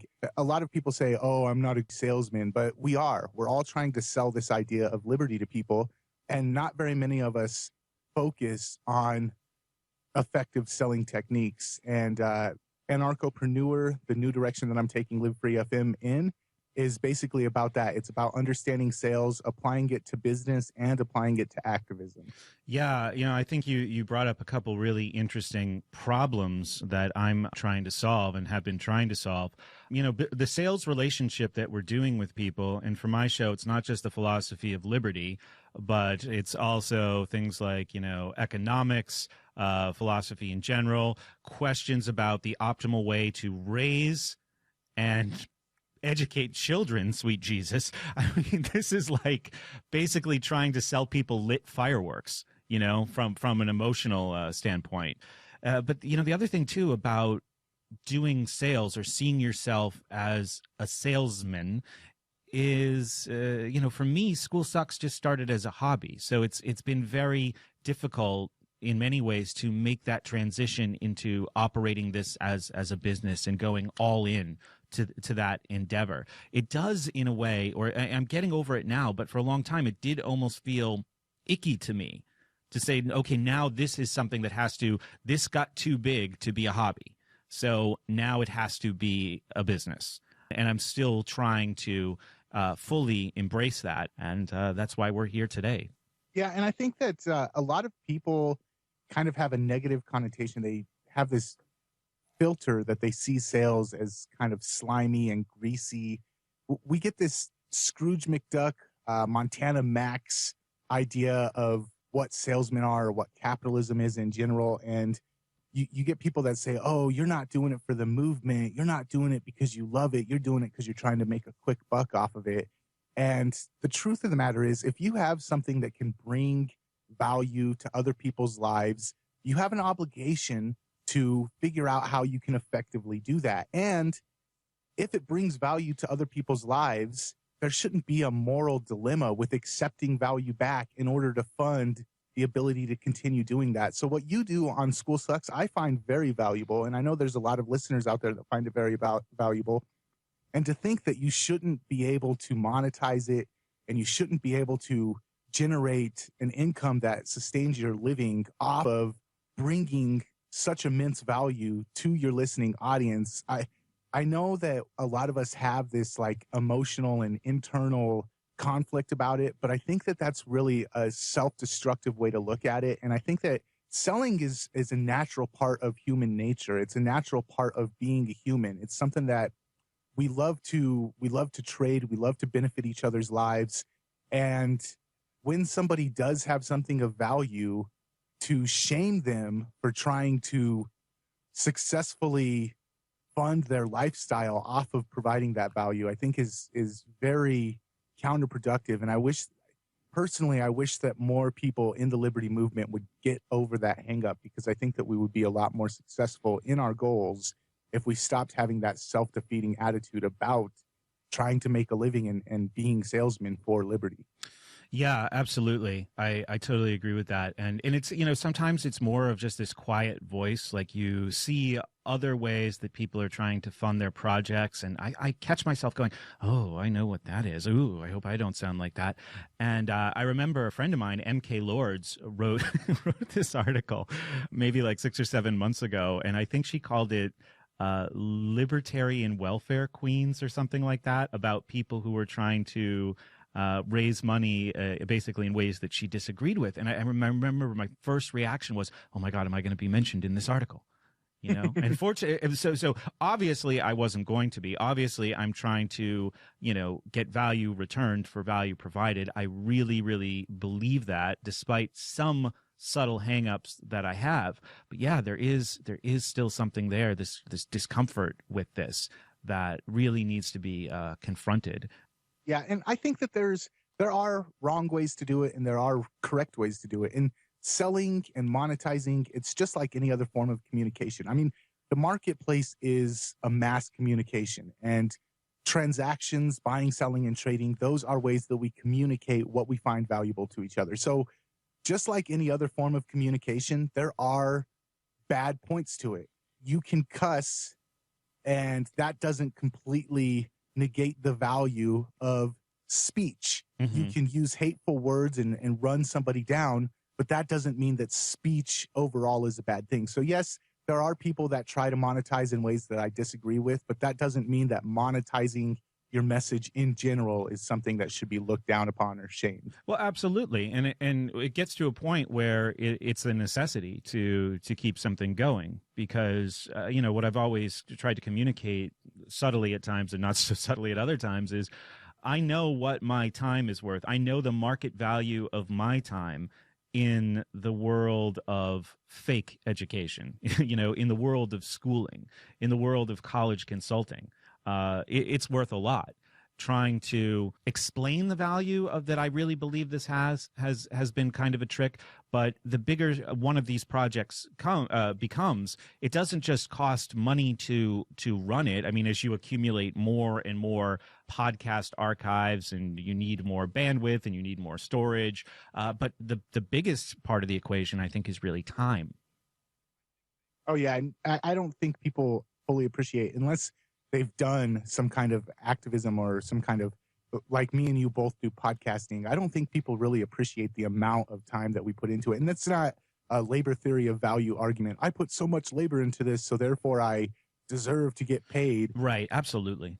But yeah, it's incredibly time consuming to record these, to plot them out, to go back and edit them. I know that you are one of the, as far as like my show, I just throw it up live. I start the recorder, I go live for an hour, I mix it down, and it's ready to go. You go back and you meticulously edit out a lot of stuff to get the most concise, powerful message possible. And I think that just from listening, I can assume that you probably spend 2 or 3 times as much time editing than you actually do recording. So for what people actually hear, for the hour that they actually get to listen to, I'm assuming it's probably 5 to 10 hours worth of work to get that hour worth of content. Yeah, and sometimes it compels me kind of unconsciously to make those labor theory of value type arguments like, hey, look, the last show was the equivalent of 1 full work week from the start of the production to posting it on December 29th. But people could be like, yeah, but it was about James Bond. You know, and I don't care about that. But there's an opportunity for gratitude there as well. I love my Podcast Masters Liberty Masterclass and making these mega productions out of whatever topic we choose. And I am afforded the luxury, thanks to the people who support this show, that I can devote 40 hours to one show that I think in the end was extraordinary. I was really, really satisfied with that production when it was done. But yeah, it was about James Bond. So it doesn't have an objective value. And that's an important thing to keep in mind. So it's really what I want to stress there is that I'm grateful that I have the opportunity to do those things because of the people who've already stepped up and said, yeah, this is worth $6, $9, $12 a month to me. Yeah, absolutely. And I think that's one thing that you should be proud of is the fact that you do have an audience that finds your work valuable enough to return value to you. And going back to the welfare libertarian theme, there are some people that do just inundate their message with donate, donate, donate. And I think that's one of the things that I really find valuable about your work is that you don't do that. I don't even know if you even have a donate button on your website. I know that personally, I don't have a donate button on my website, and that was a personal decision that I made. But the way that you have gone about doing it by saying, hey, if you find this valuable and you want to show me that you find it valuable, here's the way to do it. And I think that you should be very proud of the fact that you've been able to turn School Sucks Project into what it has become. And a lot of people are not able to take their passions and monetize them the way that you do. And the fact that you have is, to me, evidence that you are providing a lot of value for people out there. Well, I really appreciate you saying that sincerely. And it also brings us to today's topic. I am ready. So I wanted to put down some terms first. And you posted this just the other day in the School Sucks group. You recently did a podcast, How to Set and Accomplish Your Goals in 2016. And you provided 10 tips in this show. And I also asked the group, what either methods or apps do you use to set and track goals? And we might incorporate some of that into the conversation as well. But I thought before we get into the list, we could just talk about some of the language that we're going to be using. First of all, goal is something that we're trying to achieve. But I would also use the word, project or objective as synonyms there. Do you have any problems with that or any comments on that? Nope, those actually are totally in line with each other, so I agree with that. Yeah, because, if you are familiar with getting things done, most of the work we do is organized into the completion of projects. Now, David Allen does talk about, having that runway vision of your life, but as far as the day-to-day, task-to-task work, most of what we're focusing on is, formulating a project, outlining and defining a project, understanding why that project is compelling, and then working through step by step in the achievement or the completion of that project, which is essentially the achievement of a goal. The second one, milestone. This is an important one, a marker that indicates a kind of progress towards a larger goal. So we could also call that a sub-goal. Yeah, kind of like a little point that helps you mark your progress towards the eventual goal. Absolutely. And related to milestones, as we kind of work our way down to smaller pieces, tasks, individual actions that we take that move us closer towards a goal or a milestone. Now, in your podcast on this subject, you talked about next action. What are next actions? Well, next actions come directly from getting things done, and also from, I don't know if you're familiar with the book 7 Habits of Highly Effective People, but Stephen Covey in that book, he talks about starting with the end in mind and working your way backwards. A lot of times we get focused on something that's way, way out there, and it's really easy to lose focus of how to get there if we don't know what our next action to get there is. So if we say, my goal is this way off in the distance, but we haven't worked backwards to what the next immediate action to actually get there is, it can just stay out there and never be worked towards at all. Right, because there's nothing connecting it to the now, essentially. Exactly. All right, and that brings us to the last term that's probably going to be thrown around quite a bit in the show today, habit. Something that a person does often in the same way. Habits are not usually an end in themselves. They are a way to achieve a goal.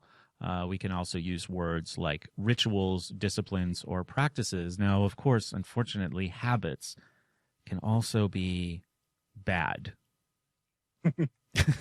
Right? Yeah, habits, if left unchecked, habits can completely, they will overtake your life. And if you're conscious about creating your habits, then your life will go in one direction. But if you become a victim of your habits, your life will definitely go in the opposite direction. As you transformed what you were doing over the last couple of years, did you find that a lot of your habits had to change or be thrown out and new habits had to be formed, I'm sure, but talk a little bit about that process for you. I'll say this, it's an ever-evolving process. I still struggle with certain habits. I don't want to give the impression that I've mastered the art of habit making, because I definitely have not. But yeah, consciously taking on my habits and saying, this is going to be my morning routine from now on, and forcing myself through it. And it gets easier, but there's always room for improvement. But if you don't, then just like you mentioned, negative habits are habits as well. And if you allow yourself to fall into habits that have a destructive nature, you will have a very destructive outcome from it. Yeah, absolutely. Michael Hyatt, yeah, he said on Understanding the Truth About Our Habits, they always represent past successes. You have formed habitual, automatic behaviors because you once dealt with something successfully, tried the same response next time, and found it worked again. That's how habits grow and why they feel so useful. To get away from what's causing you unhappiness and workplace blues, you must give up many of your most fondly held and formerly successful habits and try new ways of thinking and acting. There truly isn't any alternative. Those habits are going to block you from finding new and creative ideas. No new ideas, no learning, no access to successful change. One of the reasons why that really resonated with me is that it occurred to me in the context of what I do midway through 2015 that I've been doing this show, School Sucks, for 6 years. A lot of the things that I do are exactly the same as the way I did them in 2009. When I started doing this show, in a rapidly expanding and evolving type of media, I have some habits that are 6 years old. And that was a real wake up for me to start seeing, well, all right, how can I shake things up a little bit? A lot of it, we're going to talk about this too. A lot of it is comfort, right? Yeah. And that actually can be the death of an organization or a dream.